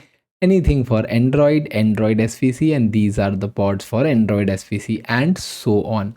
And here whatever we configured as annotations can be seen here, and this is what you want to see: successfully reconciled. Now let's go to the console and see what is happening there. Okay, so I am in the AWS console now, and I will go to the EC2 section, and from here I will navigate to load balancers, and I see there is a load balancer created which is internet facing like we defined in our manifest. This is part of this VPC. Understood. There are two availability zones across which this load balancer is spread. Then there are two security groups associated with it. There is the DNS name. Here is the on, and it was created on 4th of August. Let's click on this. We see here are the details. This we have already seen. Listener and rules. This is an important part. We defined port 80 to be a listener. Only one port was defined because we are just doing HTTP right now. So if I scroll up, we defined only one listener, and we said this should be internet facing, and that is what we see here, internet facing, and this is the listener port. Then there are 4 rules. So there is a default rule. This will not be used here because these 3 will always have priority. Now I want you to know that always keep this catch-all rule at the very last. Now previously what happened was, if this was typed at the very top, this used to appear in the same way in your console. But now I think things have changed. Even though if I pasted it at the very top, this still appeared at the last, which is a good thing. But to maintain sequence, have this catch-all at the very last, add more specific rules at the very top. So we know iPhone and Android are specific paths, hence I have written them at the top, and then there is the catch-all path. So here similarly there is priority 1 given to /Android, and this anyone could have any priority. That does not matter, because if they are accessing Android, they will be served by Android. If they are accessing iPhone, they will be served by the iPhone path. So priority 1 is this, priority 2 is this, and then priority 3 is catch-all. That is how it should be. Now I want you to know one thing very clearly. When I talk about AWS's load balancer, it works on the concept of target groups. Now what happens is, each load balancer has a target group, and what is happening in this screen is, if I go back to Visual Studio Code, all these paths that we have created are mapped to a target group. So if I have created this path, and see, this is paths, there are 3 paths defined here. The first path corresponds to a target group. Similarly, second path corresponds to a target group, and the third one also corresponds to a target group. Now here the target group, what they are doing is, if the request is received to the iPhone target group, they will forward the request to the iPhone service. And if I go here, you see that forwards to target group, this one. And let me show you one thing. If I go to this target groups and I click here, let me click on iPhone first, and if I click on iPhone, the status is healthy. And if I go to targets, you directly see the pod IPs here, though the traffic is not going to cluster IP, it is directly going to my pods. So understand one thing, the cluster IP service that we created here is just used to create a target group and tell that target group what are the pods that are behind this service. And who are the pods that are behind this service?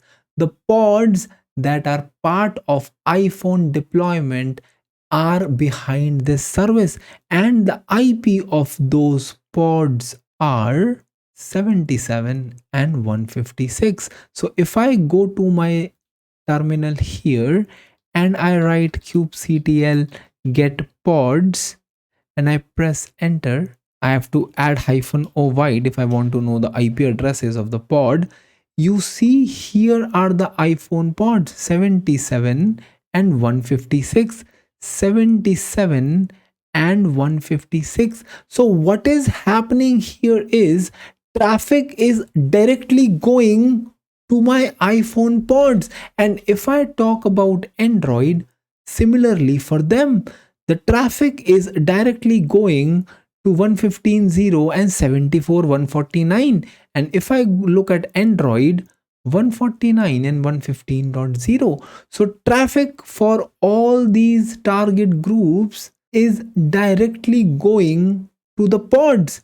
And you can also see here is the port number, and this port number is the port number on which my application is listening. Why is traffic directly going to the pods? This is something which is extremely important to understand. We are using the VPC CNI plugin here. Amazon's EKS cluster comes by default with AWS's VPC CNI, and when you are using that VPC CNI, you can interact directly with the pods on their IP addresses. And if there are any dots that are not yet connected, I will take you to a diagram where I will explain this step by step what is happening. But I want to explain you right here with a functionality that AWS offers. If I go to the resource map and I scroll this to a little down, here you see this is my listener which is listening on port 80, and then you have the first rule, and this rule is for my Android service. So if I click on this rule is telling me if someone comes here, I will send that to target group, this target group, because they have specified /Android. And then who are the targets that are listening for this /Android? It is these two targets, and these two are the pod IPs. Now let me take you to the diagrams. Here I want to explain why first this is going to IP. This is going to IP because this is what we defined. Target type is IP. The other option is instance. If you would have defined instance here, then you had to create a node port service firstly instead of cluster IP, and then instead of these nodes, instead of the pod IPs here, you would see your worker nodes. Now let's understand this with the help of a diagram. So if you see this diagram, this is exactly the configuration that we have. Shwetangi will access load balancer's DNS name /iPhone. It request will via the internet come to the load balancer.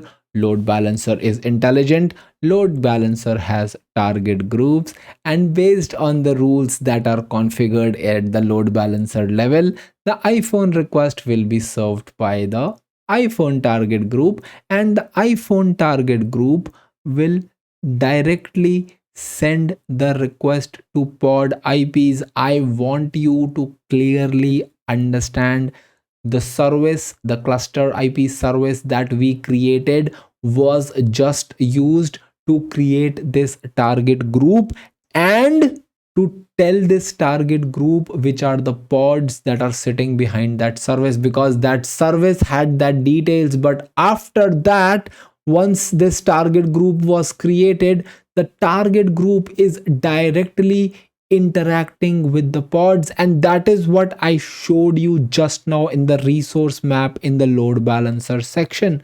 So keep this thing in mind. When you are using target IP, you do not have to create a node port service. A cluster IP service would suffice. And here are the key pointers. The first point is Kubernetes service is used only to identify the backend pods. That is what I told you. ALB forwards traffic directly to pod IPs, which results in fewer hops. Now, third point is a critical one. Requires correct security group rules on the node ENIs, which are automatically handled by the AWS load balancer controller during ALB provisioning. This is automatically handled, but I want you to understand this. My pods are running onto my nodes. If my load balancer wants to interact with my pods, my nodes on which my pods are running first allow that communication. Hence, the security group of my nodes must allow inbound from the load balancer. And here they allow inbound from load balancer security group, and I will show that to you in a little while. But for now, look at this flow. Shwetangi will access this request via the internet, will go to the AWS's load balancer, then to iPhone target group, then pod IP via nodes ENI. That is why I want to allow that communication, and then finally to my iPhone container, which is listening on port 5678. As simple as that. So now let me take you to the console, and here first I want to show you the security groups associated with my load balancer. The one is 64A and 6B3. Now let's go to the instances here. I will choose any one instance. I'll go to the security of that instance, and here I know these are the inbound rules, and this is the inbound rule I'm interested in. This is allowing port 5678. The source is any security group with ID 64A. 64A is a security group associated with my load balancer, and here I am allowing inbound on port 5678 on my worker nodes. That is the reason this communication will work. Now, if you have any confusions about inbound, outbound, again, go and watch the network policies lecture. We covered those things in detail there. But here, now I want to show you another scenario, what else you could see in production environments. Here is another one. If we would have created a node port service instead of cluster IP. Now, when you are using a third party CNI because of XYZ reason, in that scenario, you will have to use instance as the target type. Now, why you would have to use instance? Because the VPC CNI, it understands pod networking and it can directly interact with the pod IPs. Other CNIs do not have that capability yet. Hence, you will have to use instance, and when you are using instance, you will have to use node port service, because there must be some way via which a entry can be made inside the cluster. And we know if you cannot directly access pods, then you will have to go in the cluster via the worker nodes. And when you involve worker nodes as well, you add an extra hop. So let's see what is happening in this diagram. First, the request will come to the load balancer. The load balancer will say, okay, this is for iPhone. It will send it to the iPhone target group, and the iPhone target group, right now the targets in the target groups are the pod IPs for those respective deployments. But with this scenario, the target IPs would be of all the worker nodes, and there will be a port exposed that is in the range of node port. Let's say it is 31,000. The traffic will first come here, and then like node port works, there is a node port that is for external traffic. Then the intra-cluster communication still happens over the cluster IP service. So here is the node port service. Node port service will direct that traffic to the cluster IP, and then cluster IP will finally load distribute the traffic, and at the very last the traffic will reach the container on port 5678. So understand this flow. ALB routes to EC2 node port, traffic goes through kube proxy, adds extra network hops and latency, works without VPC CNI, suitable for Calico, Weave, etc. So the request here comes from Shwetangi, then over the internet it reaches the AWS's load balancer, then iPhone target group type instance, then EC2 nodes on the node port, Then kube proxy, now we know that cluster IP is performing the load distribution. All of those functionalities are there because of kube proxy. And finally, the request reaches the pod IP, and then finally the request reaches the iPhone container, which is listening on port 5678. I hope this flow is understood and you will be seeing this design as well in your production clusters.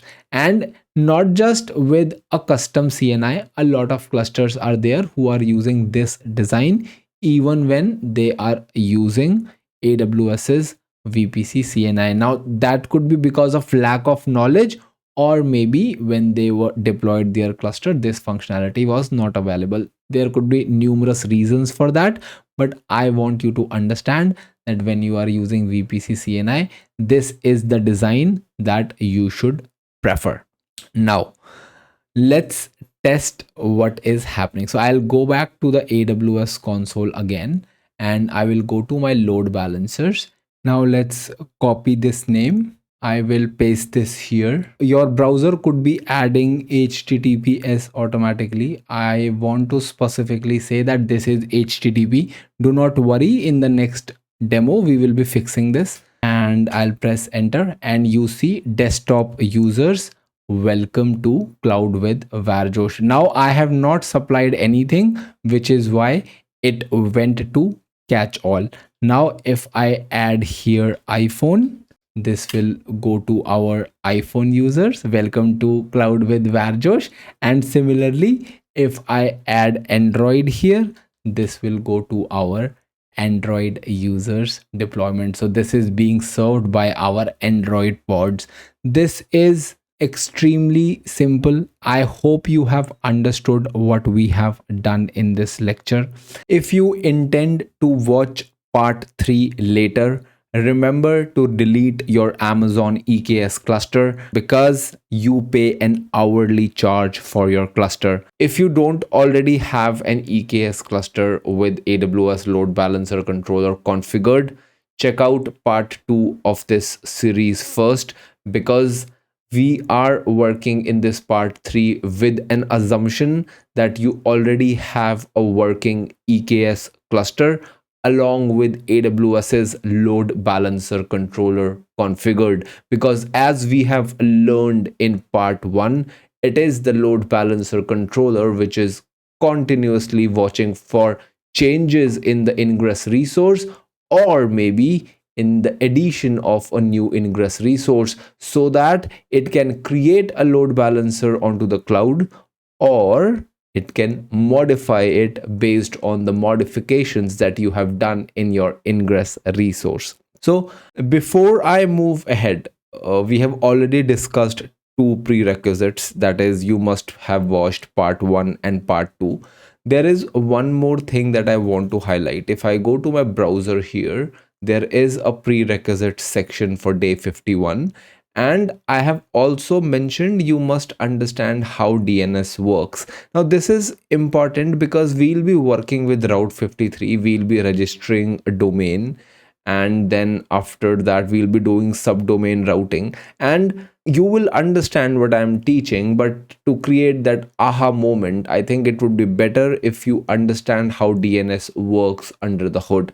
So I have a lecture in this channel which does just that.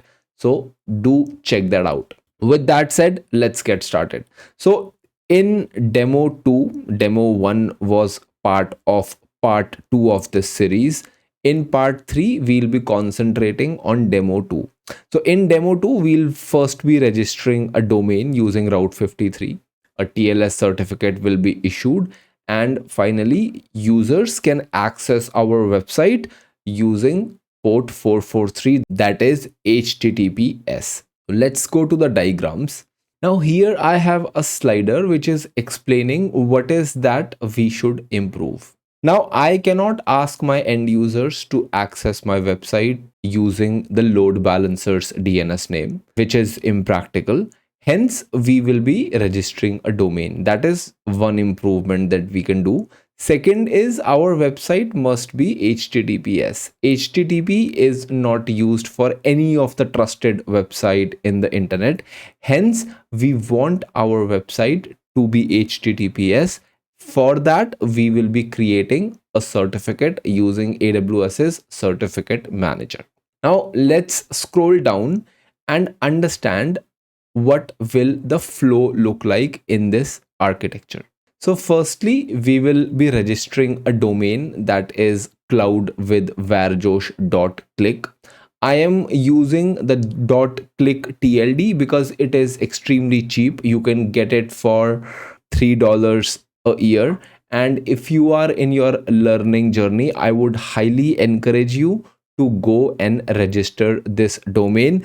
In case you cannot, you can watch me do the demos. Let's talk about how the flow will look like. Now, I want you to understand that I will be registering a domain using Route 53. Route 53 will be performing both things for me. First, it is my domain registrar. It is my domain registrar because I will be using Route 53 to register a domain. Secondly, it will be my DNS hosting provider. DNS hosting provider is the one who has your name servers on which your zone file is hosted. In simple terms, whenever there is a fresh query for cloud-with-varjosh.click, then Route 53's name servers will be authoritative for the answers because my zone file, or essentially my domain, is residing on the name servers of Route 53. And then in our load balancer, we will integrate a certificate which can help us terminate the TLS connection. We understand that whenever there is HTTPS, it is achieved using TLS, and TLS is a layer 7 feature, and our HTTP load balancer in layer 7, it understands HTTPS, which uses TLS.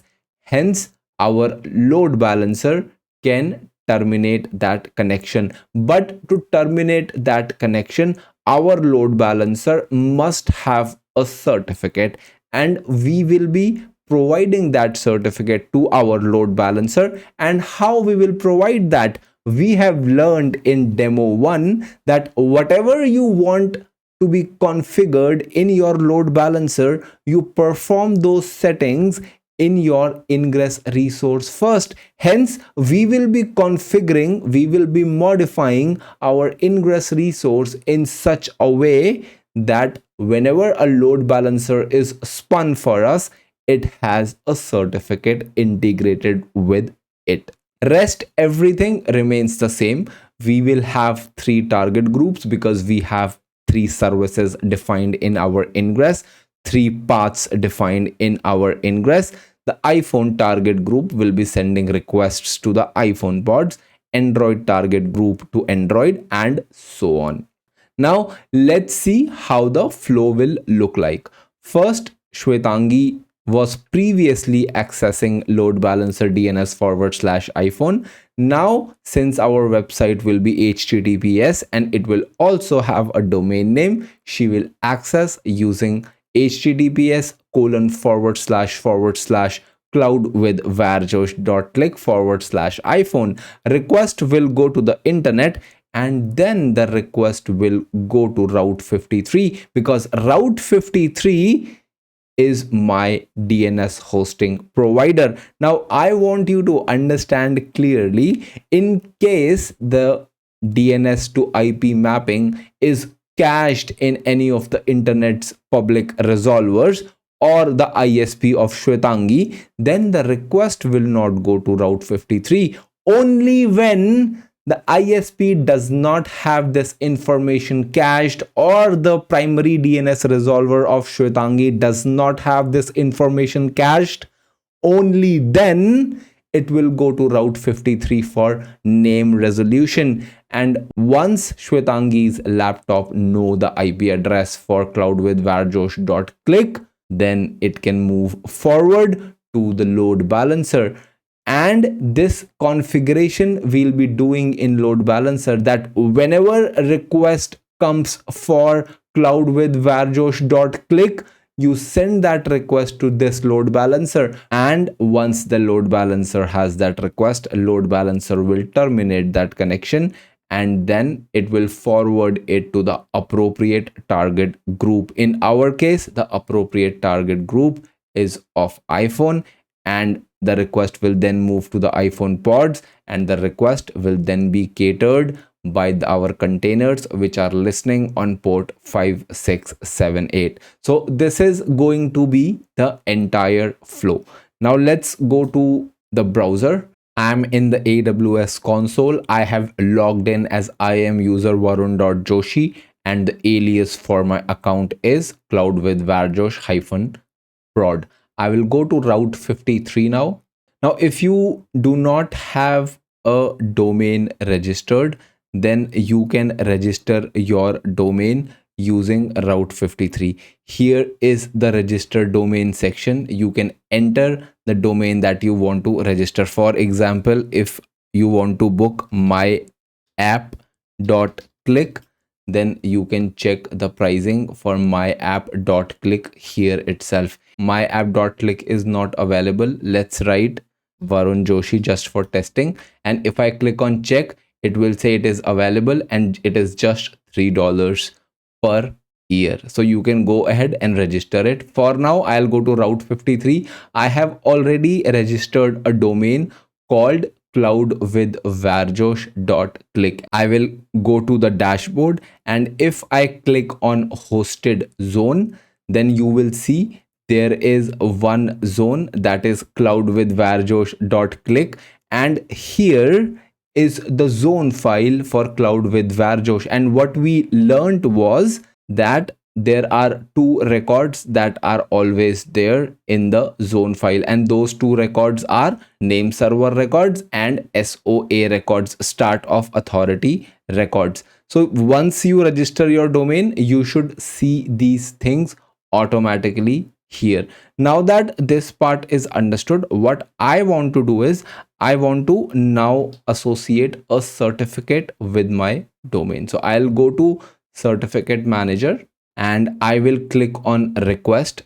The certificate is public certificate. I'll click next, and then here it is asking me to provide fully qualified domain name. So what I will do is I will write cloud with varjosh.click, because this is the domain name for which I am requesting a certificate.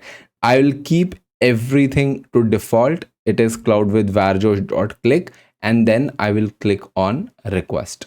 And once you request a certificate, it is not that everything is done. So I could be requesting a certificate for amazon.com, but I do not own amazon.com.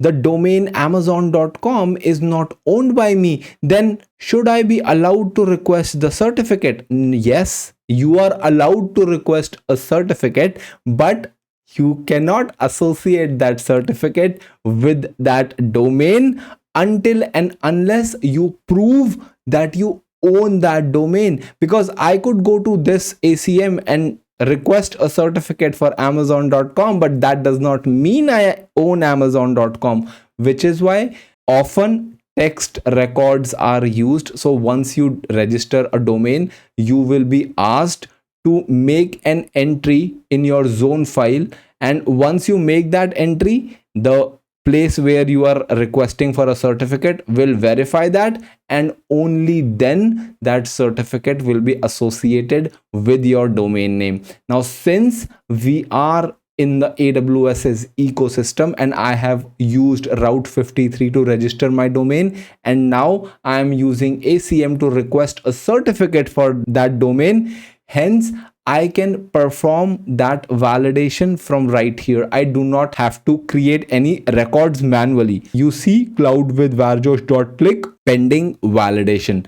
Now here is the tab I want to click, create records in Route 53. Once I do that, then I am saying that indeed I own this domain, or I can click on view certificates here and it will say it is pending validation. And now I can click on create records in Route 53, and in Route 53 it will automatically create. In case your domain was registered in, let's say, GoDaddy, and you were using AWS's certificate manager to request a certificate for your domain, in that scenario you would have to provide some sort of entry in your zone file that resides in the name servers that are hosted by GoDaddy, assuming you used GoDaddy both as domain registrar and DNS hosting provider. Again, watch the DNS lecture in case any confusions in this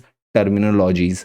I'll now click on create records, and this has successfully created a record for me. And if I click on list certificates now, it is still saying pending validation and it should be working in some time. And if I now go to cloudwithvarjosh.click, previously I only had 2 records. If I click on refresh, you will see there would be a verification record also created, and here is that CNAME which is used for verifying that indeed I am the one who owns this domain. So if I go to certificates and hit refresh, I should see, let's allow this some time. I had to delete the certificate and recreate this for this success message to appear, because I waited for 4 minutes and still the status didn't change. Hence I recreated it and now I see success here. So if I go on list certificates, I see that there is a certificate ID which is associated with cloud with varjosh.click. Now what I will need is, I will need the ARN for this certificate, ARN, Amazon resource name. I'll go to Visual Studio Code now, and here our manifests for namespace, iPhone, Android, desktop, they are the same. We have not done any changes. They are same from our demo one, but I want to make changes in 05 ingress.yaml. Now let's see what are the changes that I want to make here. Firstly, let's see what things I have changed. It is internet facing like before. The name I have changed to demo 2. Target type is still IP because I want my pods to directly serve the requests. And then here was the listen ports section, which previously just had port 80. Now I have added port 443 as well. Now I want to show you one more thing. So if I go to my GitHub notes and then I scroll at the top, I have a references section here, and here you can see AWS ALB annotations. So you can visit this to see what all options you have at your disposal when you are using AWS's load balancer controller. There are so many annotations that you can use, and they have done a good job in segregating this. So if you want to see TLS related, you just go to TLS and see what all things you can specify. And the first one you see here is something we are going to use, that is the certificate ARN. So if I go back to my Visual Studio Code here, then I have 2 listener ports now for HTTP and 1 for HTTPS. And we are already aware of this section. I will go to view and I will word wrap this so that we can see properly. Then here are the 2 new settings that I have added. I have added SSL settings. We should be calling it TLS settings, shouldn't we? But as we know, TLS and SSL are used interchangeably, but TLS is the naming that you should be using because TLS is advanced SSL, so to speak. Now here I have added 2 fields. First is the certificate ARN. We just saw this in the annotations documentation. And then second is SSL redirect. What is SSL redirect? Now there could be users who could be typing HTTP and then my domain name. I want, if someone is accessing using HTTP, they should be redirected to HTTPS. And that is exactly what we are doing here. We are saying SSL redirect port 443. and whenever someone accesses our website on HTTP, they will be redirected to 443. Now these are the only changes I have performed post registering a domain and requesting for a certificate. Now let's change the certificate ARN with the certificate ARN we just received. So let's go here. I will copy this ARN and then I will paste this ARN here. I'll save this, and now I will go to my terminal. I will cd into demo2, and then I will write kubectl apply -f dot. Dot implies that all the YAMLs in this directory should be applied. I'll press enter and it will start doing the magic, creating the namespaces and deploying the YAMLs. And the creation has started. Now if I run kubectl config, I'll have to change my current context's default namespace to app1ns. So let me do that. kubectl config set context current, and I want the namespace to be app1ns, and then I will run kubectl get pods. I see all the pods are created. I'll write kubectl get svc, all services are also here, and then I will write kubectl get ingress, and I see the ingress that we just created is also here. The host part has an asterisk right now, and then address is this one. This is the address of my load balancer. But before I access this, I want to show you how this load balancer looks like in AWS, what changes you would observe. So let's go to the browser, and then I will go to EC2, and then in EC2 I want to go to the load balancers. Now here is the load balancer that we just created, cloud with varjosh -ingress -demo2. So if I click on this, and all these fields we have already explored in demo 1, I now want to go to listeners and rules, and you see now we have two listeners. One is on port 80, one is listening on port 80, and another on port 443.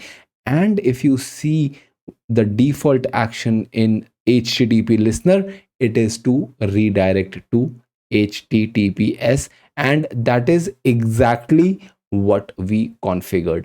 And you see here default SSL and TLS certificate, and this is our certificate, and here is the ID of that certificate. It starts with E6E, and if I go here, I will see the same E6E. That is the ID of our certificate, identifier of our certificate.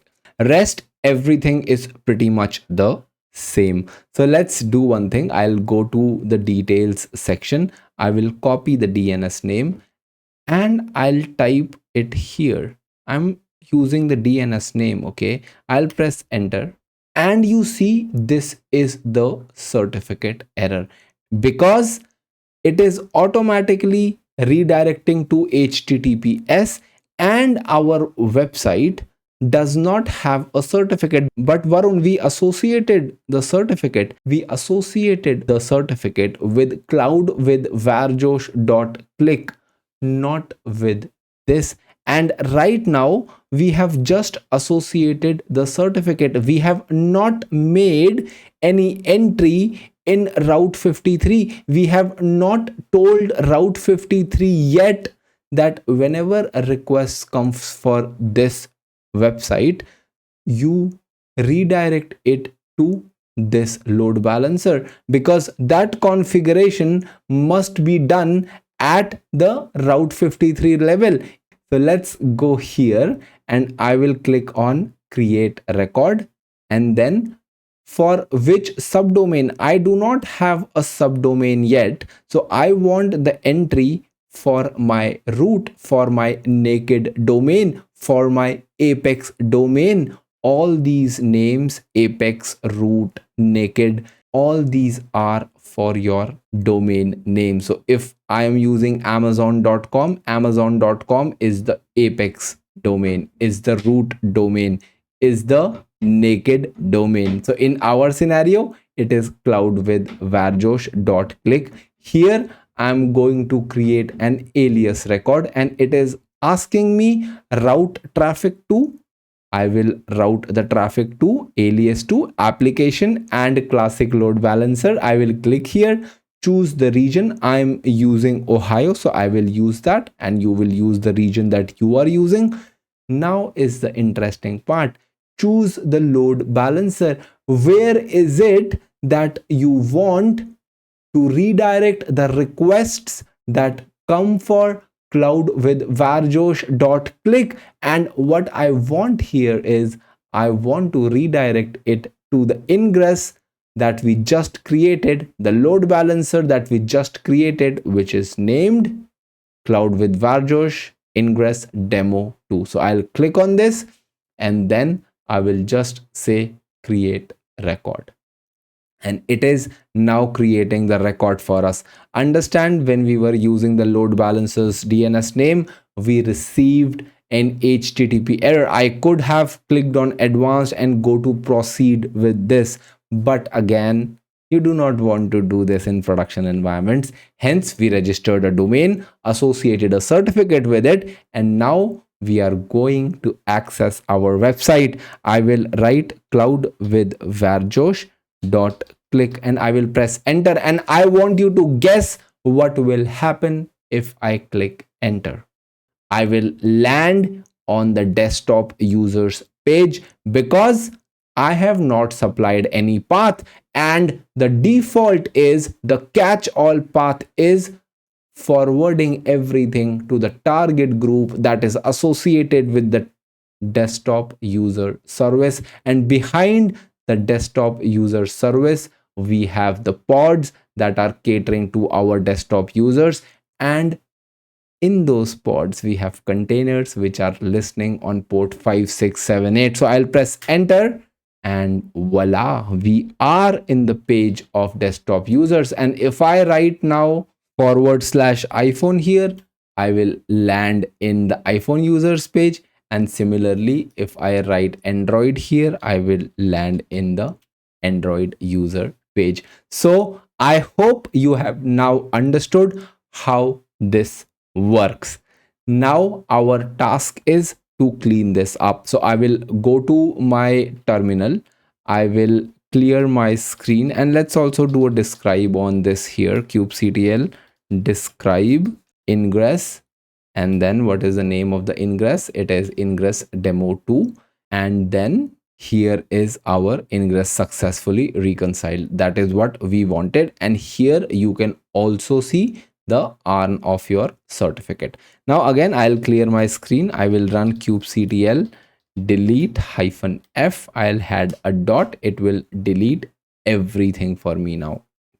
Now let's do one more thing.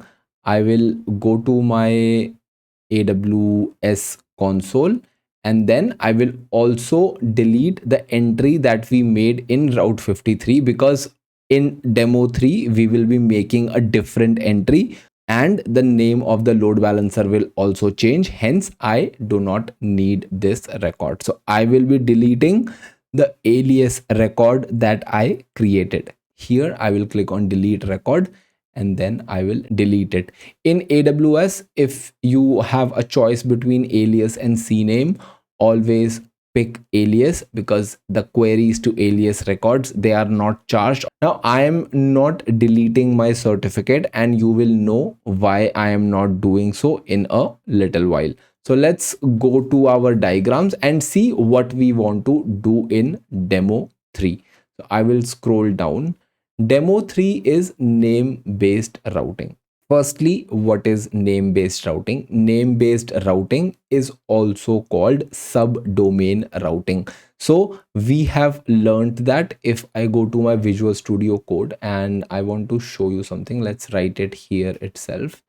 If I write here amazon.com, in this scenario, .com is the top level domain and Amazon is the second level domain. And then if I add here cart, then cart is the subdomain.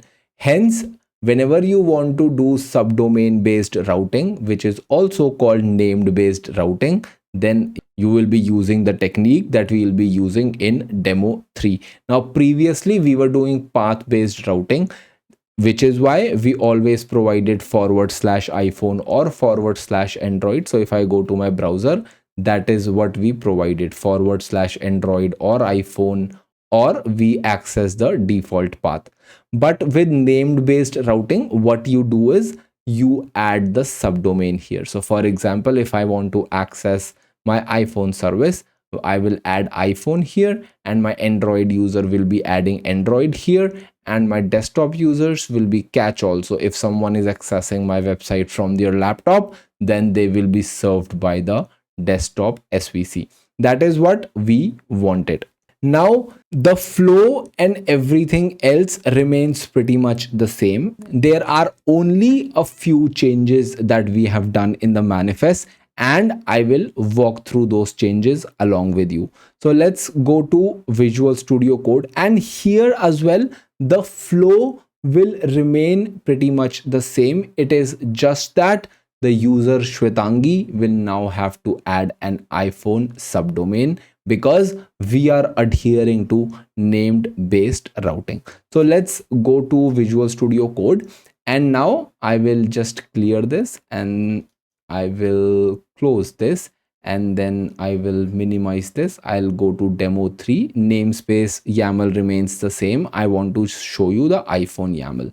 Here, this manifest, I have done a few changes. Now index is being served at the root. And why we are serving this at the root now? Previously we had iPhone here, but now we are not doing path based routing. So what we are saying is, whenever someone hits iPhone, this index can be served from the root itself. Previously we had to do that because we had a path specified. And then if I scroll down, previously we were monitoring /iPhone /index.html, but now since this file is available at the root, what I mean by the root is it is available in right here. So we are saying just monitor this file.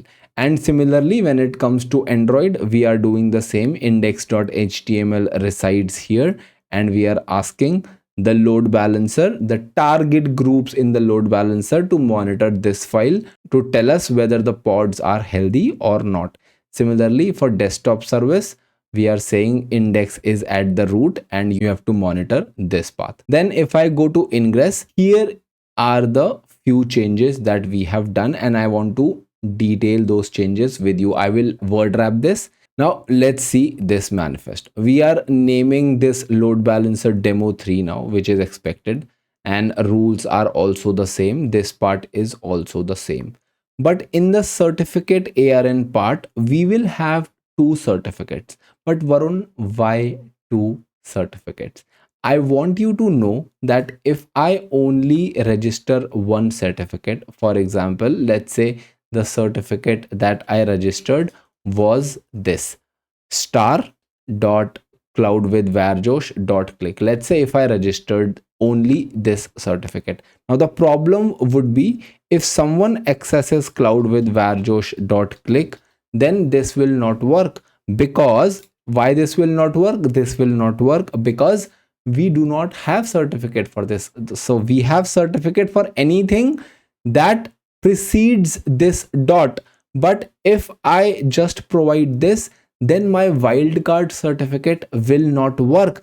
Previously, we only had one certificate. We had certificate for only this, and this worked because we were using path-based routing. But now we are using subdomain based routing. In that scenario, we'll have to request 2 certificates, one for our subdomains like iPhone and Android, and one for our Apex domain. So if someone comes and visits cloudwithvarjosh.click, especially our desktop users, then they should also not see any certificate errors. Hence, we will be requesting 2 certificates here, one wildcard and one for our Apex domain. Let's clear this.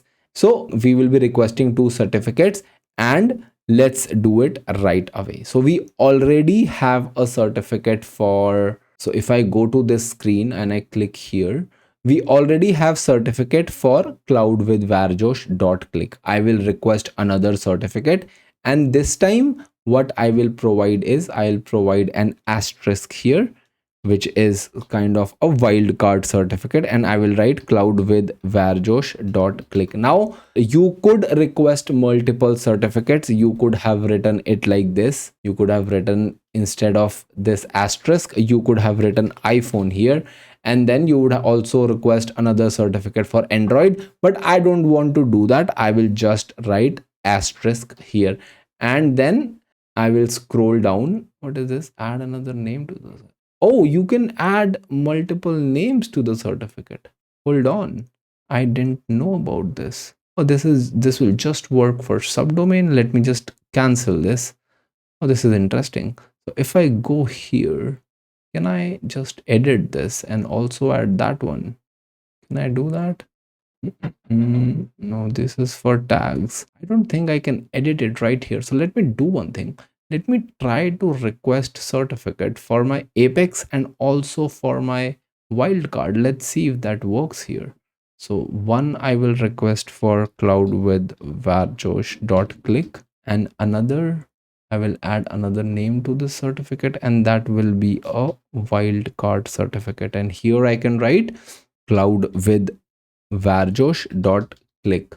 And you see, let's see if I can do that. Here are the validation methods. So since I'm using Route 53, I can use this one. If your domain registrar was someone else, then you would be using email validation. So let's go here, DNS validation. I will click on request, and let's see how this works. I'll click on create records. Okay, the records are already there. Success. Oh, this is pretty cool. So I'll go here. Can't see from here which one is which. If I click on this one, this has only one, and then let me choose this one. This one has both of them. So let me just copy this ARN. I will go to my Visual Studio Code, and let's only add one ARN here, and let's see what happens. You could use multiple certificates as well. And when I talk about secure environments, you would see that there are different certificates used for multiple subdomains. So if I talk about Google, probably they would be using different certificates for maps.google.com, mail.google.com, and then another for the Apex domain, that is just google.com. So let's see how this works. I'm not sure how this will work, but let's test this. So ALB Ingress SSL redirect, this is from the previous section. Now the spec section in this changes. Let's do one thing. I will compare this with the Ingress in demo 2. So I will open this here, and then I will split this to right, and then I will close this one. I will send this away, and here I want to compare these, and I will just word wrap both of these. This word wrap, and this is already word wrapped. Now let's see what is happening. ALB Ingress class name is ALB for both of them. That is understood. Here we know rules was a list, and HTTP had paths here, and paths was a list, and that is why we could specify multiple paths here. So if I jump here, we still have the rules section, which is understood, but now we have something called host, and in the host section is where we specify the subdomain. So the subdomain here is iPhone, and whenever iPhone.cloud with varjosh.click is requested, then the request should be sent to the service that is for iPhone, and that service is listening on port 80. Extremely simple.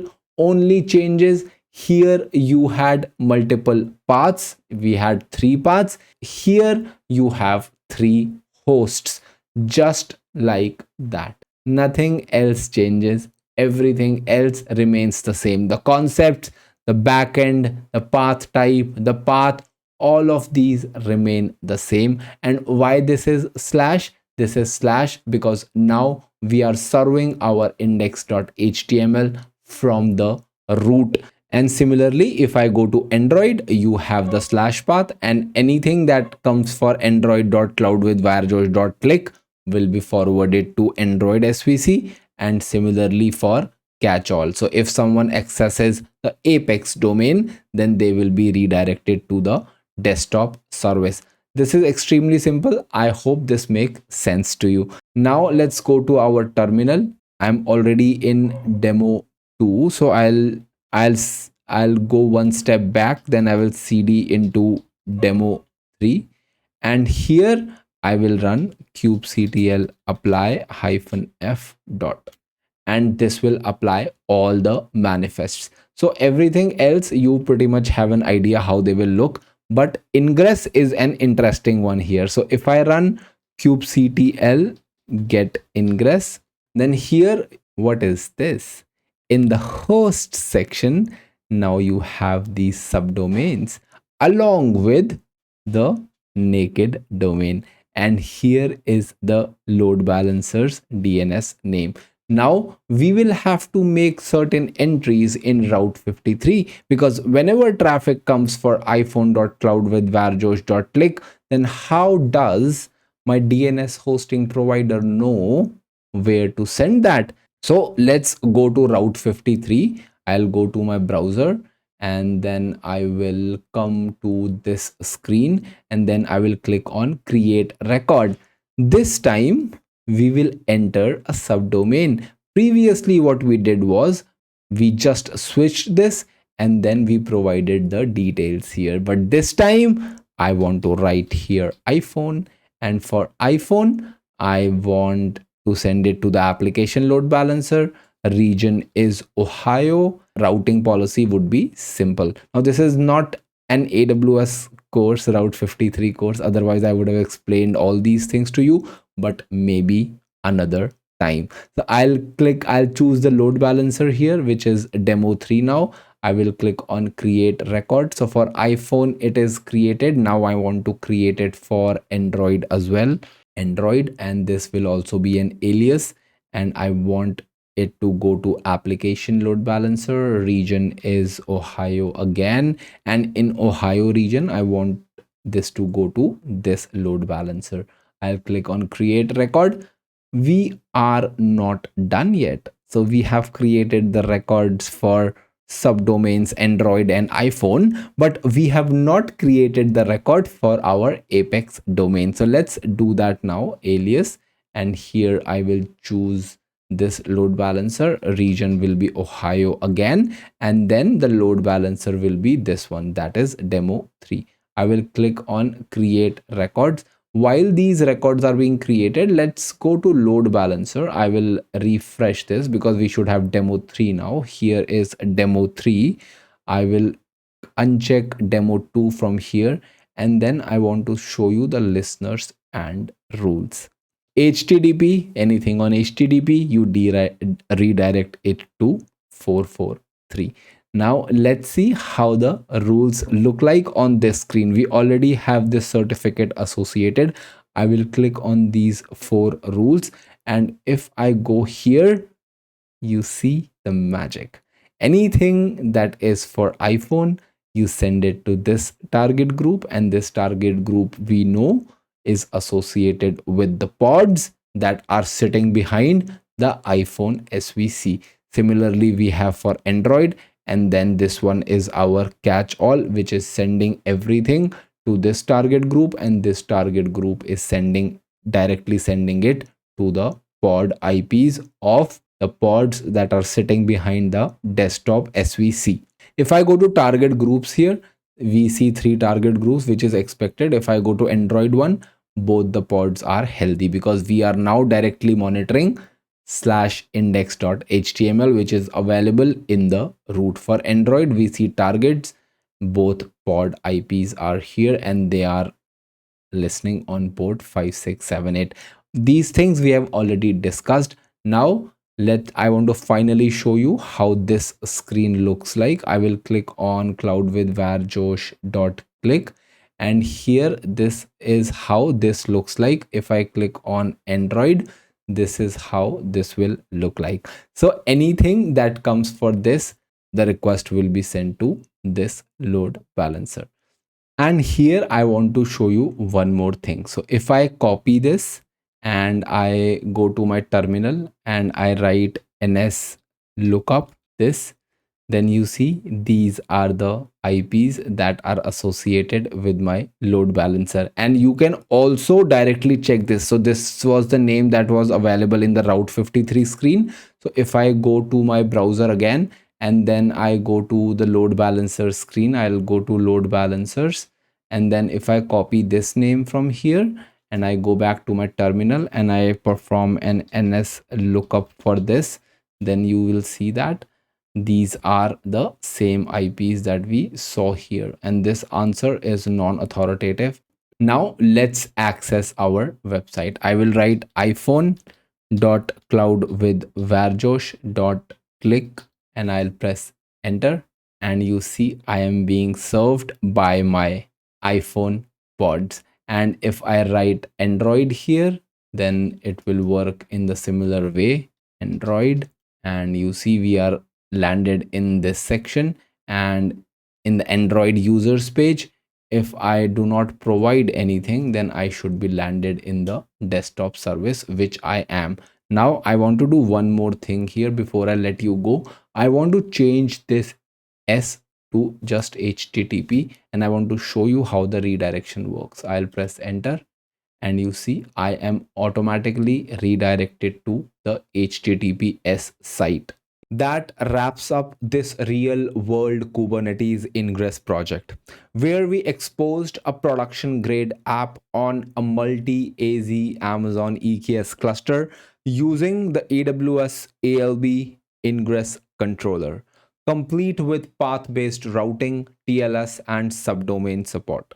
If you are working through the CKA 2025 series, this builds right into your journey. And if you are watching this as a standalone project, I hope it gave you a clear, crisp, hands-on understanding on how Ingress works in real AWS environments or in general production workloads. You will find all the manifests and detailed walkthrough notes in the GitHub repo linked below, so you can explore, tweak, and deploy everything yourself. If you found this useful, let me know in the comments. Even a quick thanks or hi helps keep the conversation going.